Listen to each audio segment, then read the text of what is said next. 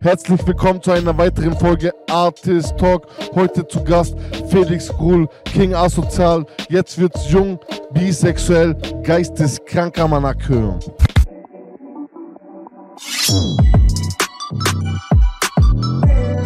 Portugal rum, der Asperger kriegt, ich spritz deiner Bitch, mein Dick ins Gesicht. Was? Ey, der schiebt den Kerzen. Der kennt sie als Nutte wie den Pumuckel. Bring mir deine Frau, denn ich mag an ihrem Busennuckel. Sie ist wie eine Leinwand, yeah, kann was. Tanz mit dein Kettchen, dein Parfum. Ich vergess mich, mein Herz pocht und mein Blick fokussiert sich komplett auf dein Arsch. Heute hab ich keinen Bock auf Arbeit, geh zum Arzt, ich hab keinen Bock. Zu viel Stress, zu kranke Leute, Bruder, das fickt doch mein Kopf. Das ist der Anführer der Ötti-Gang, meine Damen und Herren. Servus, herzlich willkommen Felix Gruhl und King Asozial. Ja, Band. Ja, es freut mich sehr, Was geht ab, hier zu Alter? sein heute. Mit dem Doc ist immer geil. Aber ja, scheiße, ja, Entschuldige mal los. Was geht bei der Ötti-Gang? Leg mir zwei. ihr Senf kennt mich die Vibes, ihr ein, wisst du bereits, was es ist. Senfsau. Ötti-Gang, Free Arm in Maybes. Mit dem Würstchen im Senfglas, oder? Ganz genau so brauche ich dich. Ganz genau so packe ich dich auf. Was geht ab, Alter? Habt ihr gut hergefunden? Ja, die Conny hat uns hergefahren. Ja, reizender Fahrservice von meiner Tante muss ich nochmal erwähnen. Danke an dich, Conny. Grüße gehen raus. Shoutouts an Conny 1731. Shoutouts. Super, Mann. Für die Leute, die noch nicht wissen, wer ihr seid, wäre cool, wenn ihr euch kurz vorstellen könnt. Ja. Wer bist du? Was machst du? Wie lange machst du das schon? Ja, ich bin King Asozial und ich kenne Felix seit... Nein, Spaß. Spaß beiseite. Spaß beiseite. Doch, ja. Jetzt King, was Nein. für ernst. Also mein Künstlername ist Felix Gruhl. Man kennt mich auch noch unter dem aka Doc. Das kommt von Dr. Allmann. Das war auch nochmal so eine Phase. Ja, ich habe durch die Bank weg immer Münchner Rap gemacht. Bin der Stadt treu geblieben, bin nicht ausgewandert und habe mir da meinen Weg gebahnt, sage ich mal, relativ. Bist im Gehege geblieben, sozusagen. Ich bin im Gehege geblieben, ganz genau. Und Sehr gut. ja, ich habe einiges gemacht. Ich habe eigentlich immer viel München thematisiert, habe einen Stilwechsel drin gehabt, weil es sehr, sehr schwer ist, als MC aus München über den Tellerrand von München rauszukommen. Und dann habe ich mir halt irgendwie überlegt, okay, das muss alles ein bisschen viraler gehen. Das muss größer werden. Und ja, Gangster-Rapper haben da Möglichkeiten wie Libanesen-Clans oder dergleichen. Dadurch, dass ich kein Gangster-Rapper bin, habe ich mir überlegt, ich könnte so Jackass-Scheiße machen. Das kommt sicherlich auch gut an. Das Ganze ist mir dann ein bisschen aus dem Ufer geraten, bis ich dann irgendwann eine Vorhaut gegessen habe und mir das Maul zugenäht. Und ja, der Rest ist Geschichte. Wahnsinn. Ja, ich habe da auch so eine Sache gesehen bei TAF. Ja, da kennen mich wahrscheinlich auch viele davon, ja. Wegen U-Bahn ablecken und sowas, dass da auch Stimmt, so ja. die Corona-Challenge war. Das war wahrscheinlich der viralste Moment meiner Karriere. Ich vergesse das schon immer, weil es schon wieder so ja, lange ich her kenne ist. sogar aber- noch einen. Ja, es war halt damals tatsächlich, ich war im Frühstücksfernsehen und es ging wirklich weltweit viral, Wie du witzigerweise. das abgeleckt Ja, hast, ja. echt? Oh, krasse Scheiße. Ich hatte bis dato immer noch kein Corona. Ja, aber du hast auch ein Interview gemacht, zum Beispiel koksende Polizeibeamte in München, habe ich auch gesehen. Ja, ist vielen negativ aufgestoßen, das stimmt. Dabei war es eigentlich gar nicht so gemeint eigentlich. Also viele Gastronomen Ja. haben sich da aufgeregt, aber im Endeffekt so habe ich halt einfach nur gesagt, wie es war. Also und vor allem eigentlich das Ziel waren die Bullen. Ja, normal. das war das Man muss Ziel. ja auch mal sagen, Ich wollte so da die keinen Kirche im schlecht Dorf lassen, man muss ja auch mal den Buhmann bestimmen. Und wenn es dann halt mal der gesetzestreue Polizist ist, dann hören das halt viele Leute nicht sehr gerne. Aber Das so stimmt, ist es aber halt. das war mein Ziel. Also So, mir ging es ja, darum, klar. dass mal, ja. So, aber ist ja auch Real Talk, weißt du? Kriminalität kennt keine Grenzen, so, kennt keine Uniform. Und All cats are beautiful. Und es ist halt alles hier in München damals explodiert. Ja, es war Und, sehr, sehr krass, ja. Und Auf alle Fälle. so ist es halt. Jetzt sitzen halt die Leute, die zur Rechenschaft geworden sind, hinter Gittern und hatten selber normalerweise Uniform an. Ja, ich finde, das So ist ist es halt. ein kleiner Funken Gerechtigkeit in München mal, oder? Ja, auf jeden Fall. Ein Hoch auf die Justiz. Ja. Ein Hoch auf die Etzstraße und auf St. Adelheim. Bei der Edstraße habe ich 2 Geburtstage. Yeah, man. Ich schwör's dir. Bruder, ich habe einen Song, ich kann gerne. 16. und 17. Geburtstag. Wenn wir es nicht vergessen, spiele ich den kurz an. Ich habe jetzt einen Song gemacht, der ist Etzstraße, der kommt jetzt in Kürze raus. Das wird ein Klassiker, das sehe ich wird jetzt schon. ein verfickter Klassiker, Mann.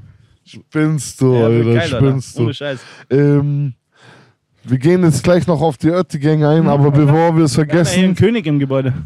King Yeah, Asozial, man. Was geht? viral gegangen durch verschiedene Videos auf Instagram, Facebook, Stories, verrückte Aktionen, Kombinationen, Oetti-Gang, Felix Krull, Münchner Gesindel auch. Münchner Gesindel auch. Erzähl mal, wie es überhaupt dazu gekommen ist. Weil das ist ja auch mal interessant. Wie ist überhaupt dieser Hype King Asozial gekommen? Ich meine, am Ende hat ja sogar Sido gefolgt. Und würde dir bestimmt immer noch folgen, wenn er wüsste, dass dein Account gesperrt ist. Wie es zu King Asozial gekommen ist, ich wollte eigentlich schon immer, ich habe mir früher Weeboy als Rappername ausgedacht, aber das kam nicht so gut. Da hatte ich noch keinen gelernt. Früher, weil ich bin früher ins Backstage zu ihm nach München gefahren, haben wir ein Musikvideo gedreht und Legendär. er hat mir auch schon vorher auf Instagram mal geschrieben, wir haben schon öfter geschrieben gehabt und so, der Felix und ich. Also hat deine Instagram, dieser Hype King Asozial auch direkt mit Felix Krull zusammengehangen so? Oder hast du davor auch schon so Videos gemacht, über Münchner Gesindel zum Beispiel rausgehauen oder so? Oder kam das erst danach? Münchner Gesindel kam eigentlich, den habe ich eigentlich angeschrieben, war mal eine Idee von mir. Schlafenszeit, aufstehen. Schlafenszeit aufstehen, das hat Schlafenszeit habe ich erfunden, das andere hat Lupus erfunden. Das Aufstehen.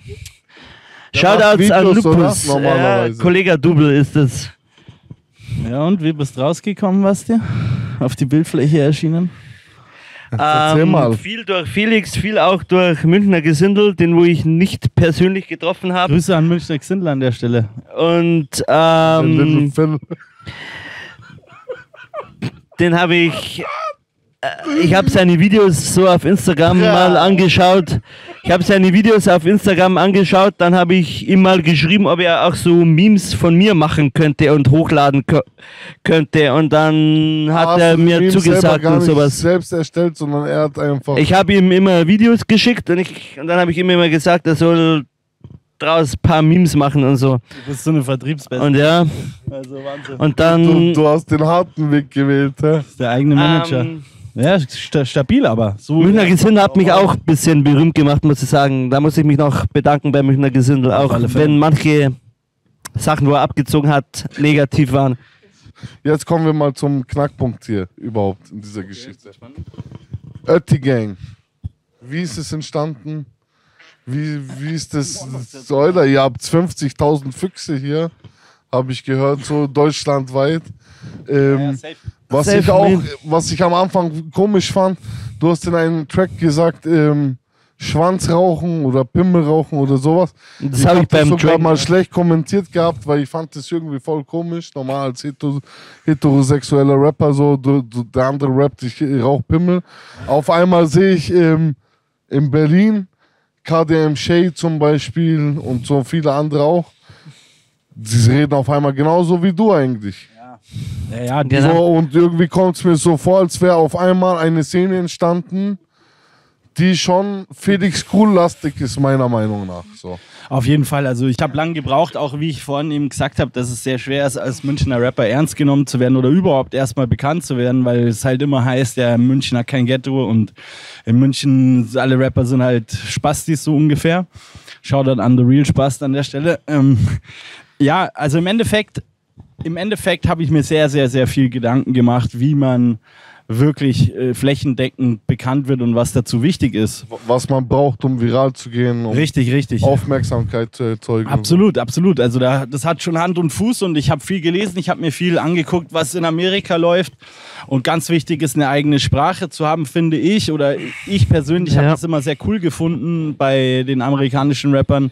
Auch bei Moneyboy. Also Shoutouts auch an Moneyboy. Cheese. Sheesh oder Ihan. Und ich fand das sensationell und das ist sehr schwer, eine eigene Sprache zu erfinden. Aber es hat dann irgendwann geklappt, einfach mit den ganzen dummen Scheißwörtern, die wir so halt im Freundeskreis immer gesagt haben, wie schieben. Ganz anders schiebt es. Ja, es schiebt ganz anders. Schieberschwein, ja logisch, ja klar. Was haben wir noch alles? Bip, bip, bip, bist du gelähmt, Alter? Du Schieber, du Derbesau. Ja, wir haben, also der Wortschatz ist riesig und das hat sich wirklich sehr gespreadet. Also, wird's mich ein und senf mich ein. Ja, du kleines Schieberschwein. Ne? Und die Gang dann, okay, du hast dir Gedanken gemacht, ich muss mir ein Image kreieren, Ja. Was vorzeigbar ist, was Das ist der Grundstein. ja genau so, was halt Potenzial hat, nicht nur in München gehört zu werden. Genau.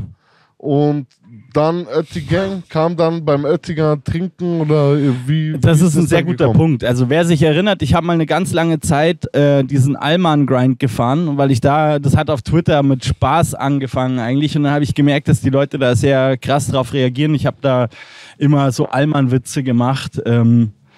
Keine Ahnung. Ja, also da kann man etliche. bestimmt 100 Millionen finden. Alter. Ja, zum Beispiel halt Allmanns gießen das Wasser aus dem Wasserkocher erst raus, wenn der Klecker hochgeht oder die Lampe angeht, obwohl es halt vorher schon brodelt. So diese Genauigkeit und Pünktlichkeit. Und da habe ich viele Witze drüber gemacht und da habe ich gemerkt, hey, das ist das, was ich auch verkörpern kann, weil ich bin eine totale Kartoffel, wie man früher gesagt hat, halt ein Allmann. Und Deutsche Kartoffel. Potato. ja, man muss aus dem was machen, denke ich, oder sonst ist es auch nicht authentisch. Man muss aus dem was machen, was man ist, so. Und da habe ich dann halt angefangen, auch so Lieder zu machen, also musikalisch das ein bisschen mit reingebracht, wie zum Beispiel den Song Bier. Erinnern sich vielleicht einige dran, der Song Bier oder 500 Promille. Und da habe ich gemerkt, hey, auf diese ganze Trinkkultur und was natürlich auch super zu München passt, springen die Leute drauf an, das gefällt den Leuten und ich selbst war halt auch viel mehr ich in der ganzen Sache so und ja, also die Geschichte mit Oettinger, die geht weit zurück. Das ist ein Schmerzler, Felix. Ja. Die geht weit zurück bis in Jetzt hat er aber mal eine Bahn aufgelegt, der King. bis in die frühe Kindheit. Zu meinem Gangkollegen Frank Weiß, dessen Vater hat halt immer Oettinger gesoffen.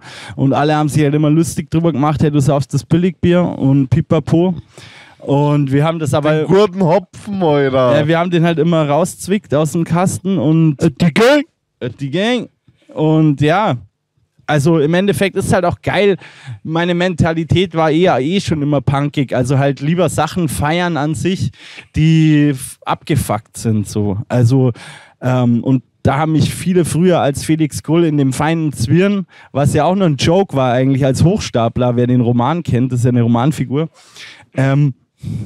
Das haben die Leute nicht verstanden einfach. Die haben gedacht, ich bin echt so, ich bin reich und das ist halt absolut das Gegenteil. Dass du eine scheiß Bonze bist. Genau. Aber ich glaube, aber dann habt ihr das Oettinger so gesehen immer gechabert so. Ja, wir haben das halt gesoffen. Frank White. Genau. Frank Weiss. Frank Weiß, ja. Grüße an Frank Weiß. Juliano Parker. Aber dann, seid ihr irgendwie jetzt in Verbindung mit Oettinger oder dürft ihr das richtig offiziell benutzen? Schwieriger Punkt tatsächlich. Mir kommt da gerade was. Ich muss ganz... Das 1731 ist, das hat auch was mit Oettinger. Das ist das Gründungsjahr der Brauerei, genau. Richtig. Und ich bin mit der Brauerei in sehr guten Kontakt. Die machen aber allgemein keine Werbung. Also deswegen ist das Bier auch so billig. Das wissen viele nicht. Das Bier ist deswegen so günstig, weil sie absolut keine Werbung machen, sondern nur über das Produkt gehen und halt auch einen wahnsinnigen Export haben in die ganze Welt. Und ich fand halt den Aspekt geil vom Billigbiersaufen einfach. Das ist halt Jugendkultur, keine Ahnung, Festivals und Pipapo. Da sauft man halt Billigbier und das fand ich irgendwie real, das fand ich cool. Das halt so als Aufhänger zu nehmen, hey, wir saufen Oettinger. Und ich habe dabei aber gar nicht gewusst, dass es im ganzen Land so beliebt ist. Ich habe gedacht, das ist eigentlich mehr ein bayerisches Ding. Das wird schon sehr, sehr häufig getrunken. Ja, brutal. Also es ist wirklich ein Jugendbier. Export, oder? Ja, ein Jugendbier im Endeffekt. Und das im ganzen Land. Dinger Cola-Mix, beste. Auch geil, ja. Und über die Landesgrenzen hinaus. Also tatsächlich in Italien auch sehr beliebt. Und ich habe das aber nicht gewusst. Also ich habe dann nur gemerkt, dass plötzlich aus dem ganzen Land die Leute da voll drauf abgehen. Italienisches Oettinger aus der Dose, geil. Das silberne Pilz, ja, ist sehr geil. Und Export ist also es war mehr eigentlich, war mehr Zufall. So, ey, du bist eigentlich aber mehr der Weinkenner hier, oder? Ja, aber Oettinger fand ich auch geil, bin ich auch geil. Aber ich bin jetzt mehr der Weintrinker geworden, ja, und ich kenne schon einige Weine, ja. Aus Italien, Kalifornien, Sekt auch, oder? Paris. Sekt, Champagner, mein Lieblingsgetränk. Rauchst du die Natursekt, dann immer oder? vor Ort oder bestellst du die nach Hause oder wie machst du? Champagner kaufe ich immer im Kaufland oder beim Edeka oder beim Mövenpick in München. Shoutouts an Mövenpick in München. Ich will jetzt aber hier keine Produktplatzierung machen. Bezahlte Werbung. Jetzt Bekommen wir da Probleme sonst. Die haben dir doch bestimmt schon längst was bezahlt, dass du einmal sagst, hier Ding. Nee, da bin ich doch ein Freund drauf gekommen von meinem Dad. Der kauft immer einen in dem Weingeschäft und Begonnen kaufe ich meinen Wein immer an. Begonnen hat das Ganze aber, dass du eigentlich ein international sehr hoch honorierter Natursekt-Sommelier warst, oder? Nee, ich war erst totaler Bierfan. Ich habe Craft-Bier alles ausprobiert, bevor ich Oettinger getrunken habe. Hast du geteilt, Bruder? Basti, Alter. Bevor ich Oettinger getrunken habe. King Legende. King! Habe mir in Käfer auch immer Bier gekauft, so seltenes Craft-Bier, so. King Asozial aka Kingpin South Main. Ja, Mann. Aber jetzt momentan nur noch alkoholfrei. Ja, ich mache tatsächlich seit 1.1. komplett Detox. Also ich trinke nichts, ich nehme keine Drogen mehr, was anfangs brutal schwer für mich war. Aber aktuell halt hier Alleine geschafft? Alleine geschafft? Alleine oder geschafft, ja. Aber als so ohne dirty Entzug geworden ist, oder sowas? naja, komplett trocken. Also Ja. halt kompletten kalten Entzug selber gemacht. Ich habe eine tolle Freundin, Gott sei Dank, die mich da sehr unterstützt hat. Aber Shoutouts an Muddel. Shoutouts an La Seidel, ja, auf jeden Fall. Love. Aber ja, also es war sehr hart am Anfang. Also vor allem die I erste. love you too. Ich war halt, ich war an Silvester halt, habe ich halt gesagt, Mann. okay, ich gehe es echt an ab 1.1. und lasse es aber da nochmal richtig fliegen.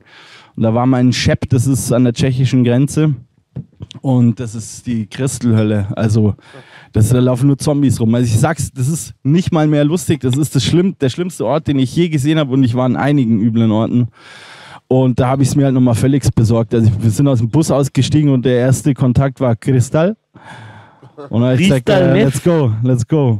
Crystal Meth, Alter. Und dann haben wir so coole Sintos getroffen. Shoutout auch Lacho Divis an alle Cousengos draußen. Ich kann ein bisschen Jenisch und Familie Schneider auch, große Familie in Deutschland. Also bin da sehr, sehr, sehr cool klargekommen gleich. Und dann haben die uns auf so eine riesen Gypsy-Party mitgenommen in Shep. Das war wild. Aber eben, das war mal ganz anders. das hat ganz Das anders schiebt aber geschoben. Das ganz war anders. Hardcore-Gangster-Shit. Und das war halt das letzte Mal. Und da habe ich es mir halt nochmal Aufstehen, Schlafenszeit. richtig besorgt. Und ja, ich bin froh, dass ich raus bin, weil es ist nicht mehr schön gewesen. Also einfach im Privaten auch. Aber hast du das länger konsumiert oder jetzt nur dort, also Crystal vor allem jetzt mal? Oh, ich war sehr, sehr lang abhängig eigentlich. Ich habe letztes Jahr, Januar, Februar war das, am 14.02. kam der raus, ein Porno gedreht auch. Und Shootout an, was? Auf wo hast du es hochgeladen? auf OnlyFans. Bad Booty Babe, Shoutouts. Fans, Alter, Felix Cool gibt euch sein Porno. Bang! Ja, könnt ihr eigentlich nochmal wieder droppen, oder? Was meinst du? Ja, die Szenen sind schon geil. Den ganzen habe ich noch nicht gesehen, aber Ja, in Kommt, du hast Vollversion. bestimmt schon ein paar Mal Nee. gegeben. Jetzt was kommt so vor? Oder was war das, was dir hängen geblieben ist? Wie du ist hängen die geblieben. Bad Booty Babe mit deinem Schwanz geschlagen hast, so, Cockslap, ja. Und was noch? Irgendwo noch was Geiles? weil du in den Mund gepisst hast. Ja, so Zeug ist da halt dabei. Und also wer den angucken will, der geht unten in die Beschreibung hier unter dem Video, da ist bestimmt mein Instagram verlinkt. Das wurde mir nämlich gelöscht. Schaut da rein und dann kriegt ihr alle mal Updates. folgen. Jetzt wegen dir droppe ich den nochmal, Alter, für die Leute. Drop ihn nochmal, Alter. Korrekt, Bruder. Das muss auch asozial sein, Alter. Ja, unbedingt. Wie mein Partner hier.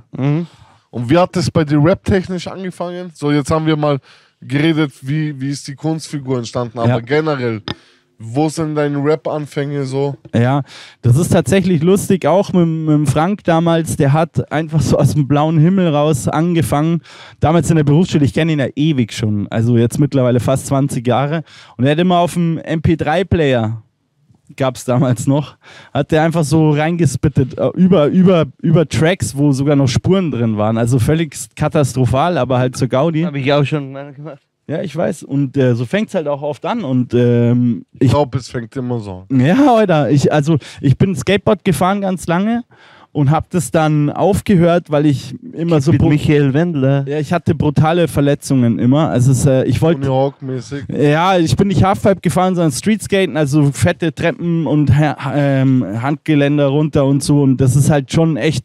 Ich glaube, da habe ich meine Schmerzresistenz auch her.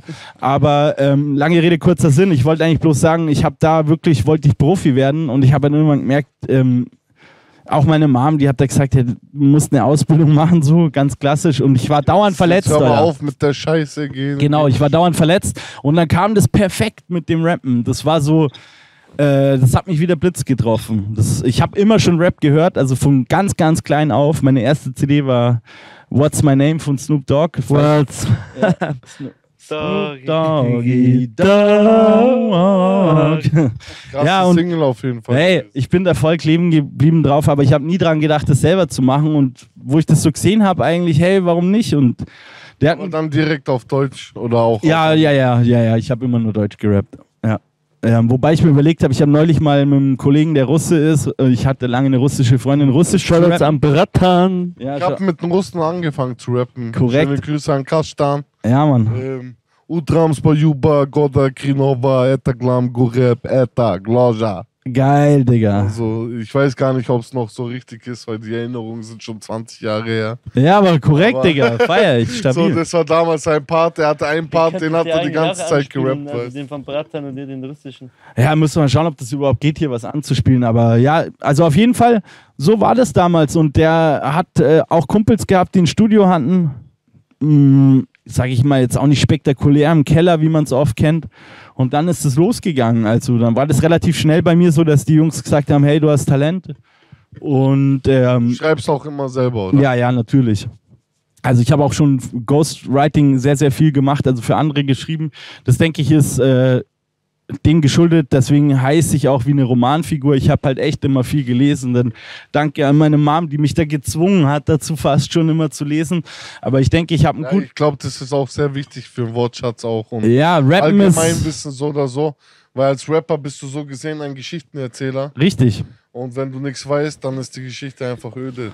Ja, und ich bin ein lustiger Typ so, deswegen vielleicht auch nochmal zum Unterstreichen, wieso diese ganzen Jackass-Sachen, das ist jetzt im Endeffekt auch aus meiner Skateboard-Zeit gewesen. So, ich hab schon immer eher die Vision, ich war auch riesen Eminem-Fan und ich habe das immer geil gefunden, dass er im Endeffekt... Eminem für mich der King überhaupt. Überhaupt. Also alle waren auf Über King. Tupac und so und B.I.G. Ich feiere Auch die zwei über- auch. Natürlich, Mann. Aber Rest in ich Peace, war Biggie immer und Pac. auf Eminem, die 12, Psycho, American Psycho, krasseste Song. So. Ja, Mann. Ja, geil halt. Also mir gefällt es immer, wenn ein bisschen Humor dabei ist. So ist mein Charakter auch. Ich bin ein lustiger Typ, würde ich jetzt mal behaupten.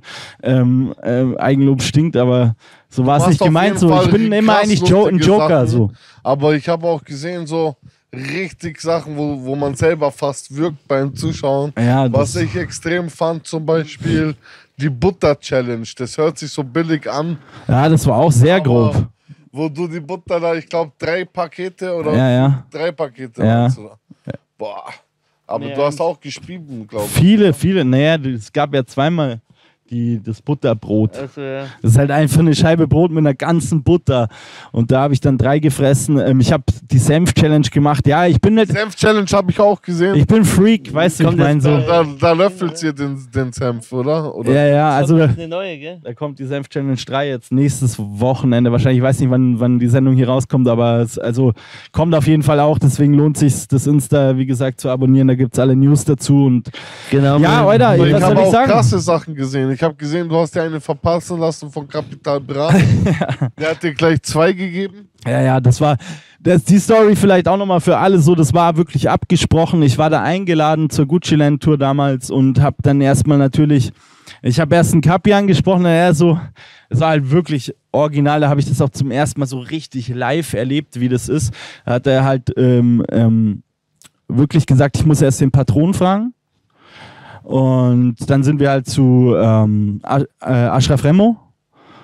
Und Ashraf Remo war extremer Jackass-Fan. Und das war mein größtes Glück. Wäre so wie Jackass. Und ich so, ja. Also korrekter Typ, mein Ehrenmann, auf jeden Fall. Auch Kapi, Samra, alle richtig korrekt. Und ich wollte eigentlich, dass Kapital mir Tabasco in die Augen schüttet. Und er sagt so, das wäre ja zu krank. Er sagt so, nein, bra, ich kann das nicht machen. Was, wenn du blind wirst? Und so halt, geht so rein, gell. Dann ich so, ja, scheiße, ich werde doch nicht blind und so, ich habe das schon mal gemacht und bla. Und er so, ja, aber ich kann dir alternativ, was ich machen kann, ich kann dir eine Bombe geben. Und dann haben wir den menschlichen Boxautomat da draus gemacht und ich dachte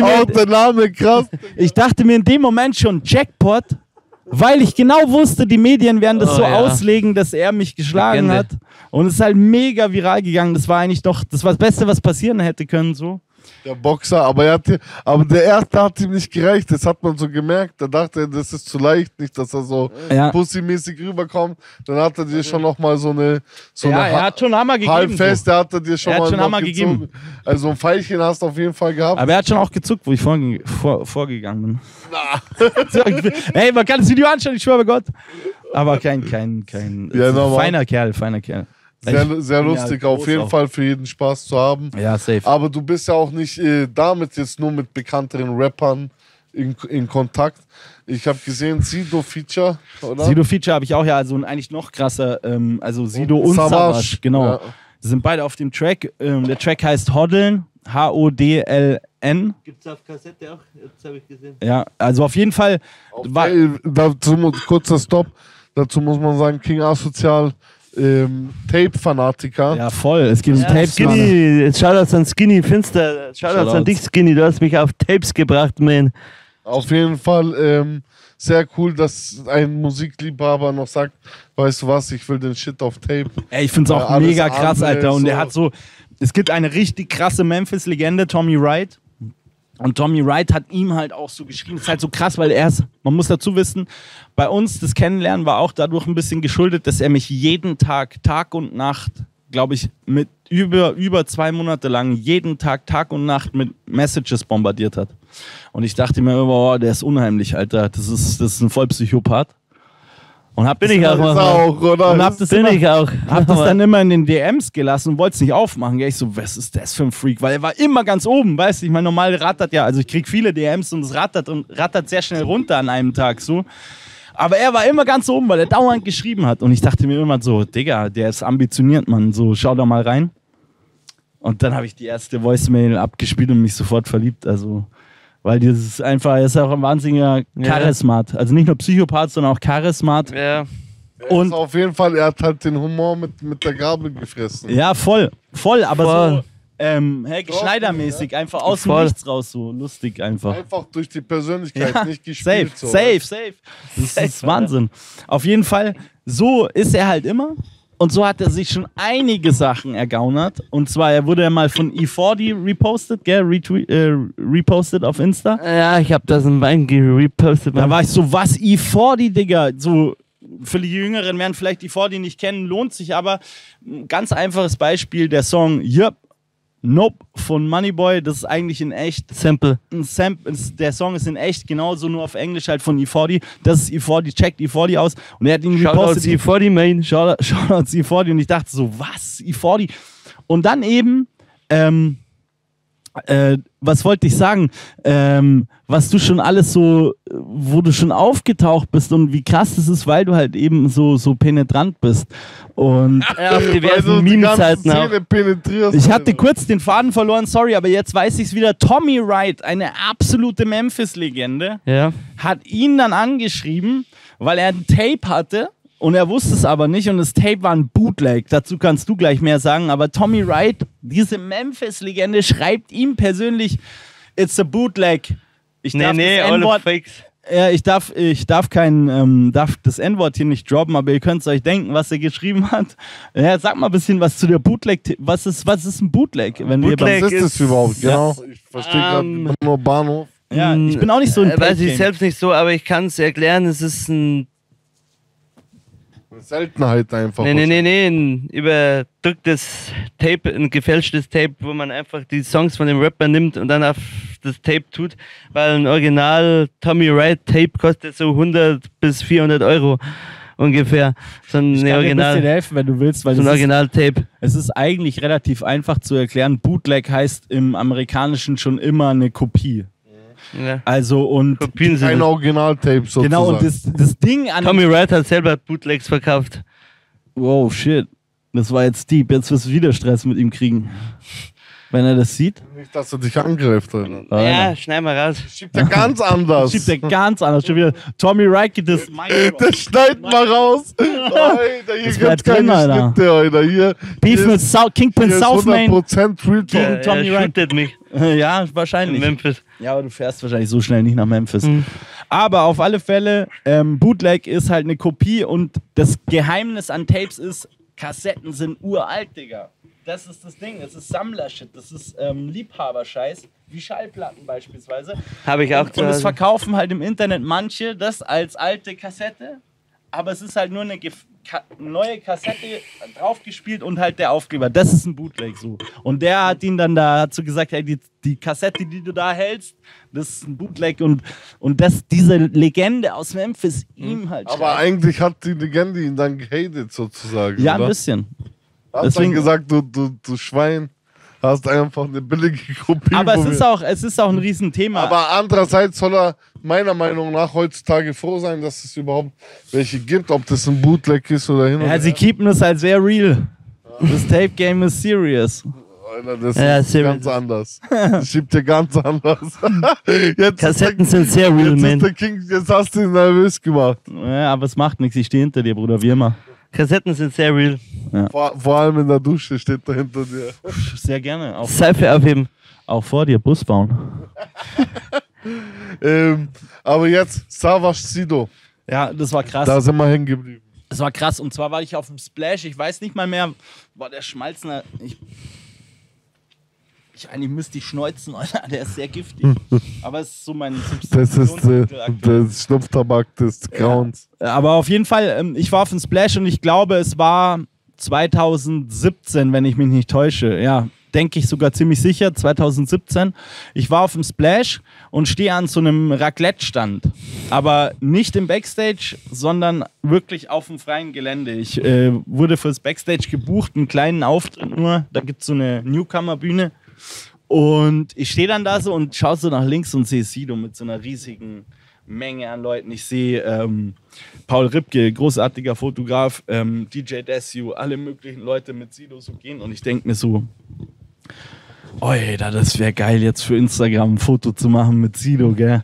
Und denke mir dann aber auch, ich bin selber als Künstler da. Ja. So Fanboy-mäßig. Ja, so. dieser Effekt. Ich habe keinen Bock, so dass er denkt, dass ich sein Arschlecker Kleiner bin. Pimmelblaser so. Obwohl ich bin großer Pimmelblaser nämlich, gell?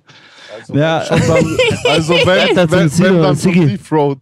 Nee, aber weißt du, ich dachte mir so, ja, ich will den jetzt nicht so anlutschen. Und Uncle wie viele Sigmund. Leute werden mit ihm gerade Fotos machen wollen, so. Und auf einmal höre ich, Eigentlich musst du zu so jemandem gehen, glaube ich. Das muss ich mal ausprobieren. ja, Das ist mir safe. gerade eingefallen, du musst hingehen und sagen, willst du ein Foto mit mir? Ach so, ja, aber ist auch körnig. Willst du ein Foto? Das ist aber ganz körnig. Dann, ja, als Merke ich mir Challenge. ein Jay jetzt machen. Nee, aber Challenge. da kommt, Nicht, dass die Bodyguards direkt draufgehen. Digga, und er kommt so an, auf einmal höre ich Felix. Und ich, wie versteinert, ich glaube, ich träume, gell? Weil die krasseste Geschichte ist, in dem Studio, wo ich angefangen habe zu rappen, da habe ich mir damals gab es noch Bravo Hip-Hop Special, habe ich mir hingeklebt, ein Poster und habe kenn ich habe noch. da das Buch The Secret gelesen und war so voll, Ja. was ich glaube passiert auch, gell? Und Und hatte eine Zeitung mit Siggi drauf. hatte das da hängen und habe gesagt, irgendwann mache ich einen Song mit dir, so. Und er kommt und ich denke so, von wo? Kennt er mich überhaupt und so? Und es ist witzigerweise so, dass jemand aus München sein Physiotherapeut war und er hat mich gezeigt, so Der denke ich Pogo. mal. Ich habe ihn nie gefragt eigentlich wirklich, aber ich denke, es war so. Und er war total begeistert und hat so, was isst du da? Und alle Kameras gleich an. Ich war in seiner Insta-Story nicht so, was geht jetzt ab, Digga, gell?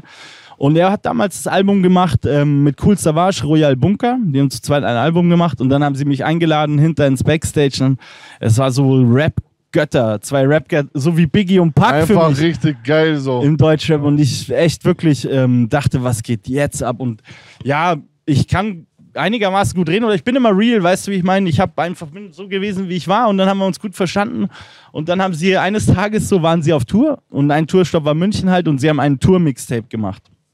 Auf Tour. Und da kriege ich einen Anruf, hast du Bock auch auf einen Track zu kommen? Und ich so, ja, safe, was für eine Frage, natürlich. Ja, aber du musst es bis 11 abliefern. Und es war da 21 Uhr. Du musst um 23 Uhr abliefern. Ich alle angerufen, Studio. Natürlich, keiner Zeit. Ja, stehe ich da nicht so, was mache ich jetzt? Dann habe ich ein Home-Recording-Equipment, total rotzig, Alter. Krass. Schon verstaubt gewesen mit alten Windows-PC, der dauernd abgestürzt ist und so. Habe ich mir eine Decke über den Kopf gezogen und habe das recorded und hingeschickt und ich schon so, da denkt euch bitte nichts über die Qualität so. Ich habe halt jetzt ich will unbedingt so, aber das war das Einzige, was ich machen konnte. Und DJ Desu hat das, glaube ich, gemischt und wenn man sich den Song anhört, das würdest du nie denken. Also man kann mit Mischen sehr viele Songs rausholen. Ja, normal. Und dann hat das geklappt. Sind halt voll Profis seit Jahren. Safe, Legende, DJ Desu. Ich glaube, er hat es gemischt so. Und auf jeden Fall, also das war dann das Feature. Ich bin dann auch nach Berlin gefahren und habe ein Video dazu mit den Jungs gedreht und war lustig, oder? Das war geisteskrank lustig. Soll ich einen kleinen Witz oder sowas aus dem... Aber hast du gesehen, was jetzt die Medien gerade mit Sido probieren zu machen? So finde ich auch schon richtig ekelhaft. Nicht? Der hat so Werbung gemacht, so für Wurst und jetzt die ganzen Veganer und ja. Da hacken auf ihn rum, wie er als Vorbildsfunktion Werbung für Wurst Digga. machen kann. Dabei weiß jeder, dass er einfach Sido er ist der feinste Berliner Kerl. Original ist. Ja, Alter. Als würde er keine Currywurst essen. Hast du nicht sogar... Du hast doch einen Bratwurststand, oder? Ja, der bayerische Bratte. Der bayerische Bratte, Digga. Vielleicht kommt der Sido mal vorbei, gar nicht so weit weg. Heute du, ich sag ihr, wenn er da ist, dann sag ich, geh mal, test mal dich aus. Soll er ein Foto machen, Alter, vom bayerischen Ich verstehe das auch nicht ganz. Weißt du, wie ich meine? Ich meine, so schnell bist du halt im Feuer, weil ja, ihn nehmen sie eh immer gerne her, ja, normal. Weil er halt wirklich, das wissen auch wenige, er ist wirklich seit Jahren der meistgestreamteste Künstler in ganz Deutschland. Oder so. Auch Radiokünstler. Schau mal, wie seine Einnahmen allein durch Radio, was Flair dazu gesagt hat. Flair hat gesagt, der Sido unschlagbar. Weil sein Songkatalog so lang ist, weil er so viel Musik so lange schon macht und ja, anyways, man nimmt halt eine große Person. Auch weil er brutal ist einfach. Ja, natürlich. Ich fand ihn krass als Street-Rapper bei Agro Berlin, aber ich finde ihn auch immer noch krass als Vater, der für seine Kinder rappt. Unglaublich. Und ich finde ihn auch krass jetzt wieder mit Flair, Bass Sultan Hengst. Das eines Tages Cover von Azad. Digga, es ist sowieso, er ist halt, er hat mich empfangen, er hat mich ins Konzert in der Zenithalle, also wir haben uns jetzt mittlerweile schon oft getroffen und es ist Augenhöhe, Digga. Also der Typ ist todesreal, der ist der feinste Kerl überhaupt so. Also deswegen. Beteit auch zum Beispiel. Beteit habe ich getroffen. Ja. Er hat sogar mein Tape, mein Album damals laufen lassen, seine Autogrammstunde und so. Schöne Grüße an Beteit. Auch der Videomacher von Beteit. Richtig cooler Typ. Also ich glaube, die waren damals und sind es auch teilweise immer noch richtig coole Dudes, bis auf ein schwarzes Schaf. Aber so ist es halt. Jetzt, ich glaube, du meinst Bushido, oder? Ja, normal. Ja, Bushido ist auch korrekt. So. Da hat auch jeder seine eigene Meinung, aber die sind halt alle schon ewig da und sind halt konstant gut im Rap einfach, weißt du. So. Jetzt du Sauwasti. Was warst du, Mann? Das war der King. Nee, das war nicht ich. Warst du's? Nee. Er musste mal das King, jetzt komm, hör auf. Ich weiß nicht. Gib's zu, benimm die jetzt. Oida! Digga. Okay. So, dann hat sie das Savage Kusavage Ding gemacht. Ja. Und dann ist aber das mit Oettigang auch immer mehr durch die Decke gegangen. Ja, voll. Sido hat ja sogar, glaube ich, mal gepostet, dass er Oettigang-Member ist. Ja, safe. Ja, das meine ich damit. Der ist einfach, wenn er mit jemand cool ist, dann steht er hinter ein und das ist halt von der Größe, was er als Künstler ist, ist verrückt. Aber im Endeffekt hat es ja dann Bazi jetzt, Ausstar jetzt. Bazi überhaupt schon vorgestellt. Shoutouts an Bazi. Jetzt kommst du mal. Shoutouts an Bazi. Halt mal kurz, Mike. Wir haben hier einen Bazi, ich glaube, der ist es, der die ganze Zeit unter dem Tisch hier tut. Bester Hund, Shoutouts. Ja, das ist mein Molosser, mein Zuchtrüde. Irgendwann gibt's Babys. Meldet euch bei Diamond Bullies Munich. Auf jeden Fall Dann seid ihr auf Tour gegangen, also durch die ganzen Bierzelte oder wie kann man sich's vorstellen? Nee, wir haben die Bierschiss-Tour gemacht. Die Sehr geile Tour. Ich war in Hamburg dabei, da habe ich mich so volllaufen lassen mit Wein, da hast du mich nicht auf die Bühne gelassen, weißt du noch? Ja, weil das war... Ja. Hast ein King ein Verbot gegeben auf die Bühne? Ja. Aber das hat einen Grund. Ja, das hat einen Grund. Hat er wieder runtergekotzt? Nee. Der erste Tourauftakt war in München im Backstage, damals noch im kleinen Backstage. Es war rappelvoll, ich glaube 350 Leute waren da. Es war das erste Mal in meinem Leben, dass was ausverkauft war. Ich habe mich so gefreut und wir haben so dringend die Kohle gebraucht. Also es war wirklich so eine Hauruck-Aktion. Wir haben teilweise mit Privatautos gefahren, also richtig Ghetto-Style so. Und das war ein Höllenkonzert, das war komplett krass. Also bevor wir überhaupt auf der Bühne waren, haben die Leute schon in der Menge Bengalos gezündet und es war gleich schon so Abbruch. Dann habe ich es gerade noch hingebogen. Und der Hammer, warum ich ihm da verboten habe, in Hamburg auf die Bühne zu kommen, war, weil der Basti einfach aus dem Backstage die ganzen Getränke, die für uns gewesen wären, für danach halt dann zum Party machen, hat er alle nach vorn geholt und wollte sie den Fans, den Füchsen zum Trinken geben. Eigentlich nett gemeint, hat sie aber immer komplett in die Monitorboxen geschüttet. Ich habe wie Moneyboy gemacht, diesen Moneyboy, wie er bei einer Bitch gemacht hat, say ah, und dann wollte ich halt in den Mund so... Ja, es ist halt völlig daneben gegangen, weil er schon so dicht war. Ja, und schon gab es kein Geld mehr, oder? Wir hätten 5.000 Euro verdient und die 5.000 Euro haben die glatt berechnet als Schaden. Sorry nochmal an der Stelle, Felix. Ja, das Ding war, wir wussten dann nicht mal, wie wir in die nächste Stadt kommen sollen. Und wir keine Kohle hatten. Wir haben halt gedacht, so, ja Mann, Alter, jetzt können wir wenigstens dann ein Auto buchen oder einen Bus buchen, dass wir sauber fahren können. Katastrophal war das, Alter. Da musst du mir mal eins sagen, der wo da immer noch die Freundschaft hält. Ja, aber ich weiß halt, wie du bist. Ja, auf jeden Fall. Mann. Aber 5 Riesen ist schon auch, ich sag mal, im Amateurbereich 5 Riesen ist eine mega Summe, Bruder. Ja, es war voll. Also 5 Riesen ist schon eine mega Summe. Aber ich meine, das macht ja Freundschaft aus. Man muss ja, wie hat PA Sports gesagt, einen Freund darf man nur haben, wenn man auch bereit ist, ihn zu tragen. Absolut, absolut. Und Freund ist nicht immer nur positiv, Freund ist auch oft negativ. Richtig. Boah, da sagst du was Deepes, ja. Da sagst du was Deepes. Ich bin positiv. Ich finde das schon richtig, was PA Sports gesagt hat. Also ja, man muss sich gegenseitig tragen können und wenn man es nicht kann, sollte man die Freundschaft nicht eingehen. Das ist ein sehr, sehr deeper Punkt. Und sehr real. Und mir ging es auch nicht um die Kohle in dem Sinne, ja, klar. Sondern ich verstehe dich voll. Wir hätten damit halt die Tour finanzieren müssen. Es war klar, deswegen haben wir es als ersten Tourstop gemacht, weil die Base halt in München halt am größten einfach ist. Und die loyalsten Füchse halt einfach aus München sind, ist ja klar irgendwo. Und genau. Ja, und dann war es halt scheiße, es war sehr eng. Ist aber ja auch immer irgendwie auch eine finanzielle Frage, wenn man Fans aus einer anderen Stadt hat. Ja. Vielleicht haben die nicht so das Polster da auf jeden... Das ist ein guter Punkt. München hat natürlich auch finanziell mehr Mittel oft.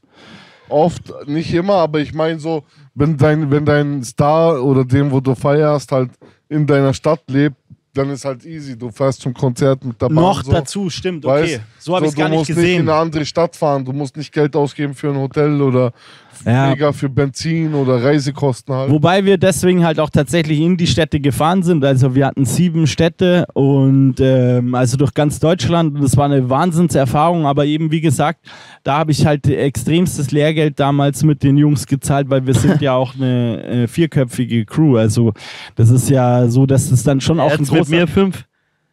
Ja, du warst eigentlich schon immer Full-Member so, aber halt on stage als Rapper genau. warst du noch nicht so präsent. So ja, war das recht. Und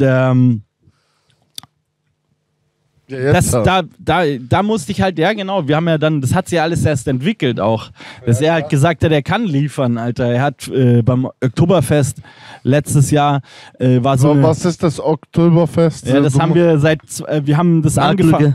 Ja, wir haben es 2020 angefangen, das war meine Idee. Unser Booker, also die Booking-Agentur hat gesagt, ja, wir haben jetzt nur eine Möglichkeit dieses Jahr, einen Auftritt zu machen. Das Problem ist allerdings, dass es mit überdachtem Zelt ist und die Leute müssen an Biertischen sitzen, dann nicht so, boom. Ja, klar. Das ist doch kein Problem, sondern das ist genial. Wir machen das Oktoberfest, also Ö für Oettigang. Und es gab ja keine Wiesen. Und Ja, normal, die Leute hatten einfach Bock zu saufen. zum Saufen mit Bierzeltstimmung. Das haben wir geliefert. Und das haben wir natürlich im nächsten Jahr wieder gemacht, weil es einfach eine geile Tradition ist. Und wenn natürlich die Wiesen wieder da ist, dann macht es wahrscheinlich keinen großen Sinn. Aber vielleicht lieben es Wieso? die. Ich würde es trotzdem weiter. Vielleicht finden es die Füchse so geil, dass wir es trotzdem parallel machen. Ja, warum nicht? Aber Ja, das wenn die war anderen halt. Jungs noch Bock haben. Ja, zum Beispiel, klar, das spielt dann auch alles eine Rolle. Auf alle Wie Fälle. viele seid ihr jetzt eigentlich bei der Oettigang? Weil du hast vorhin immer gesagt, Frank Weiß, mit dem hast du angefangen. Ja, Jetzt hast du gerade gesagt, ihr seid 4. ja. Wer ist jetzt da noch dabei? Also es gibt Frank Weiß, es gibt Nicky Nice, das ist auch mein leiblicher Bruder. Okay, der rappt auch krass. Ja, und- also, Safe. Krasser Rapper. den bei Blumenkohl, Brokkoli. Brokkoli, fand ich seinen Part auf jeden Fall sogar sehr übertrieben. Ja, ja, er ist super. Props an der Stelle. Er hat eine sehr einzigartige Stimme. Das ist wiedererkennungswert. Er hat jetzt Feines so. Und halt Domo Santana, der ist als letzter dazugekommen, so als Rapper. Ja, aus dem Freundeskreis halt. Also wir sind 4 Rapper, aber eigentlich kann man Kingpins South Main mittlerweile auch schon als Rapper wirklich nennen. Ja, und so Verbindung. Ich habe ja einen Song auch gemacht mit euch. Genau. Dr. Görg, auch immer mal wieder jetzt. Shoutouts an Dr. Görg. Mal schauen. Der muss jetzt erstmal Der noch muss ja erstmal bewähren die auch. Hängerzeit muss er erstmal noch schaffen. Ja. Sonst geht hier gar nichts hier mit Member. Wie heißt das? Bandog, oder? Oder Prospect. Supporter. Prospect. Ja, Supporters-Level noch. Ja, Er hat ja schon einen Track mit dir, also würde ich schon sagen Hangaround. ja, Hangaround ist Das gut. ist so die letzte Naja, Stufe Georg ist von schon ein Member. guter, auch mein bester Freund. Aber da Nach muss dem man, Felix. den muss man schon noch ein bisschen abwarten. Fuchs Da muss man Forever Fuchs, ja, der muss noch ein paar Auspuffe putzen auf jeden schon- So Fall. schaut's aus, Alter. Ein paar Schwänze lutschen. Fuchsschwänze, Ein paar Fuchsschwänze lutschen. so schaut's aus. Ja, nee, Aber er war ja auch beim letzten Feature zum Beispiel dabei, was man vorhin kurz gesehen hat. ja. Hat man ihn auch im Bild. Das war seine Idee, das Feature. So Ja. insgeheim schon King Asozial Manager. So. Ja, ja, kann man so Manchmal sagen. rüber. Ja, es ist mein Manager, ja genau. So habe ich ihn auch ins Herz geschlossen, weil Basti und mich verbindet doch schon eine sehr, sehr tiefe und lange Freundschaft jetzt mittlerweile. Eigentlich haben wir uns alle gleichzeitig kennengelernt. Ja, das ist verrückt. Ja. Das ist eigentlich Bei das Felix Krasse. Krull meets Friends. So hieß Die es damals. Das ist so Veranstaltung, krass, du hast ein Hirn wie ein Elefant, Alter. Das ist geistes. Ja, ich Ja, bin richtig das wurde Brain. ich, Man. spontan gebucht vom Backstage. Ja. Dann hieß es, Felix Krull ist da, da kannte ich dich noch gar nicht. Ja, ja, Also ich kannte dich wusste- auch nicht. ich Das wusste war einfach überhaupt gar total nicht. zusammengewürfelt so. Robbie Kletzig, alle waren da. Bobby Classic war auch da, ja. Der macht auch coole Musik, ist halt mehr so religiöse Richtung. Shoutout Robbie Classic. Shoutout War auf jeden Classic Fall eine Rob. nice Veranstaltung. War sogar mehr los, ehrlich gesagt, wie beim PA Sports Konzert. Weil ich war 2-3 Wochen später auf dem PA Sports Konzert mit Kianush und sogar Mosch war auch dabei. Was? Und da war weniger los als wie bei Digga. uns. Also Bitter. hab ich mich schon wohl gefühlt so. Aber es ist natürlich auch unsere Stadt gewesen. Ne? Ja, na, jetzt kommt was ganz Gefährliches dazu. Und zwar, es war halt auch Oktoberfest, oder? Zu der Zeit. Es war einfach brandheiß, Alter. Das war brandheiß. Aber es war korrekt, das stimmt. Das ist tatsächlich eine Wahnsinnsrunde jetzt, weil wir uns da echt an diesem Abend alle zum ersten Mal gesehen haben und jetzt sitzen wir wieder hier. Niki Gell? hat doch mal noch seine Sonnenbrille geklaut, hast du gesagt. Ja, kann sein, Digga. Ich weiß es nicht genau. Wo hast Aber du die ich Info weiß her? nur, dass Hast du ein mir Kollege gesagt. von mir den ganzen Bierschrank ausgeräumt Schau, hat. da wurde gegenseitig geklaut. Ja, so ist es, Alter. Räuber unter sich halt, oder? So Ja. ist es. Was willst du mal machen, Alter? Es war ja auch feuchtfröhlich, würde ich mal meinen, Alter. Natürlich, der richtige Duft war auch im Raum, Alter. So kann man. Duftwunderbäume wurden dort angezündet. Und ja, du weißt Ja, ja, die wir lassen, Chants werden angezündet, man. wir lassen nichts anbrennen wie Teefall, weil wir Tee anbrennen nach Schneefall. Yeah. Ja. Müll. Auf jeden Fall krasse Story. Ja, und, das. und jetzt im Endeffekt komme ich aber zu einem heiklen Thema. Das will ich aufgreifen, weil ich denke, dass es auch schon jedem Nachwuchskünstler irgendwann mal passieren wird oder passieren kann. Dein Album ist weg. Welches? Das, wo du vor kurzem recorded hast, oder? Der Produzent ist verschwunden, Album weg. Digga, so meinst du, weil es war noch gar nicht draußen. Ja, okay, weil es gibt bei mir eine längere Geschichte so. Es gibt 2 Alben, die werden jetzt neu released aus meiner Anfangszeit. die halt einfach nicht mehr auf Spotify sind. Jetzt dachte ich, du meinst eins davon, von den beiden. Nee, das war ein ganzes Projekt, was wir vorhatten, ist weg. Ja, safe, Digga. Das meine ich und Cash auch und so. Cash auch, ja. Und das ist immer traurig und hier an der Stelle wollte ich mal so guter den Punkt, ja. Amateurleuten sagen, saved euch immer ab. Ja, Schaut, sicher. dass ihr Projekte auch immer komplett bekommt, alle Spuren und Projektdateien und irgendwas. Ja, sehr guter Punkt, Mann. Weil Auf jeden jetzt Fall. sieht man es ja zum Beispiel sogar bei bekannteren Leuten wie bei dir, wo man meint, so der arbeitet mit professionellen Leuten, Ja. die vielleicht auch professionell gearbeitet haben, aber dann nicht den professionellen Charakter bis zum Ende haben oder Pech durch die bayerische Justiz oder. Ja, ich habe ja auch einen Song noch beim Toll gearbeitet, den Aber habe ich auf Du selbst WhatsApp. auch Bescheid, du weißt selbst, wie es ist, Digga. Irgendjemand Normal, rufst ich hab du so immer an. viele Songs Du kannst im Knast auch einen Anruf machen, Bro, oder so, oder halt irgendjemand Bescheid sagen, so dass wenn du einfährst, weißt du, wie ich meine? Ich weiß es nicht Normal, so. man sollte schon einfach den Weißt du, Stuff ich halt meine, es versuchen geht dann schon um- rauszuhauen, so. Oder jemanden zu übermitteln, auch wenn man in Haft hockt, normal. Oder mal wenigstens eine Meldung zu machen, was überhaupt abgeht. Absolut. Und das war sehr schade. Und mein Tipp wäre an der Stelle, also was für mich das Schlimmste dran war, das Allerschlimmste, dass gibt ja immer bei Anfängern auch Zeiten, in denen man einfach kein Geld auch hat, so. Und halt immer schauen muss, Normal, das wie Struggle kriegt man ist immer überhaupt da. ein Studio an den Start und so. Und ich bin durch so viele Odysseen gegangen im Endeffekt, in denen ich mal einen Deal gemacht habe oder so, hey, kann ich dir das auf zweimal zahlen und so. Und wenn du dann da Schwierigkeiten bekommst, dann heißt es sofort, ja, der zahlt nicht richtig und bla bla bla. Und weißt du, ich habe irgendwann angefangen, für alle Dienste direkt sofort zu bezahlen, weil ich das nicht mehr wollte, dass Leute, weißt du, wie ich meine, es ist Das war halbschaden. War ja bei Richard Veggie auch so.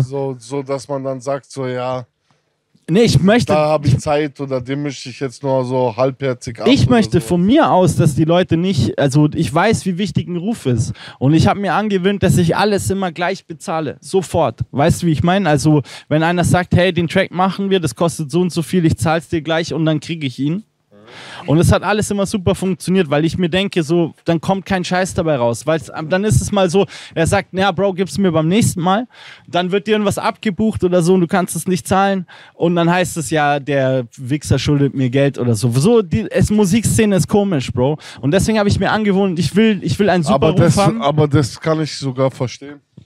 Also ich zahle auch alles direkt. Ja. Ich habe da auch gar keinen Bock zu warten, weil ich habe auch Produzenten im Ausland, Ja. die sagen dann, ja, warte ab, bis fertig ist. Ich sag, nein, ich zahle Ja, safe. gleich und Du fertig. weißt, wie der Hase läuft. Du bist auch lange dabei. Und das war das Schlimmste für mich, Weil das dann sind die im Zugzwang. ja, so, sie müssen Gas geben, weißt du, wie ich Richtig. mein? Weil sonst wird es immer so, ja, ich mache das dann, wenn ich Bock und Zeit habe. Ja, und so. ich denke mir auch, das ist doch schön, wenn du das Cash direkt hast, dann arbeitet es sich auch schöner. Du musst nicht schlechte Normal, ich Gedanken mache ja haben. selber auch Videos zum Beispiel für andere Leute. Ja.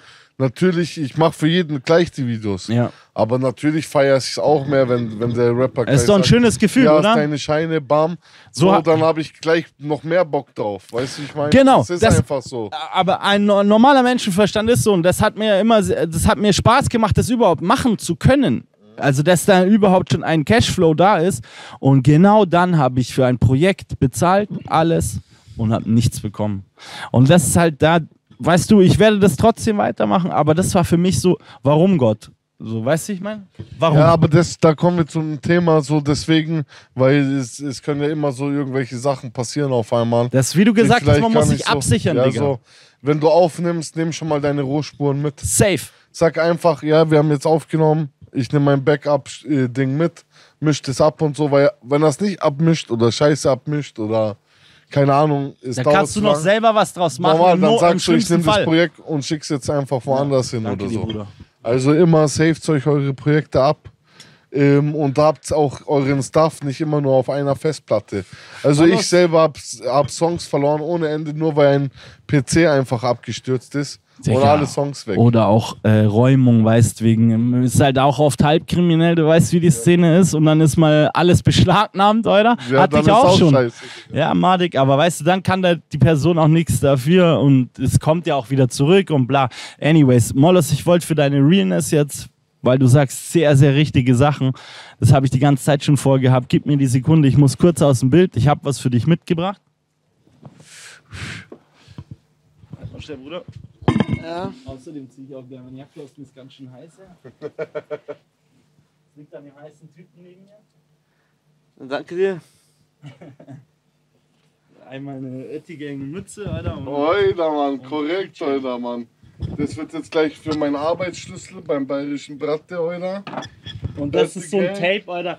Eigentlich wollte ich das Alter, so... die hättest du mir vor der Aufnahme...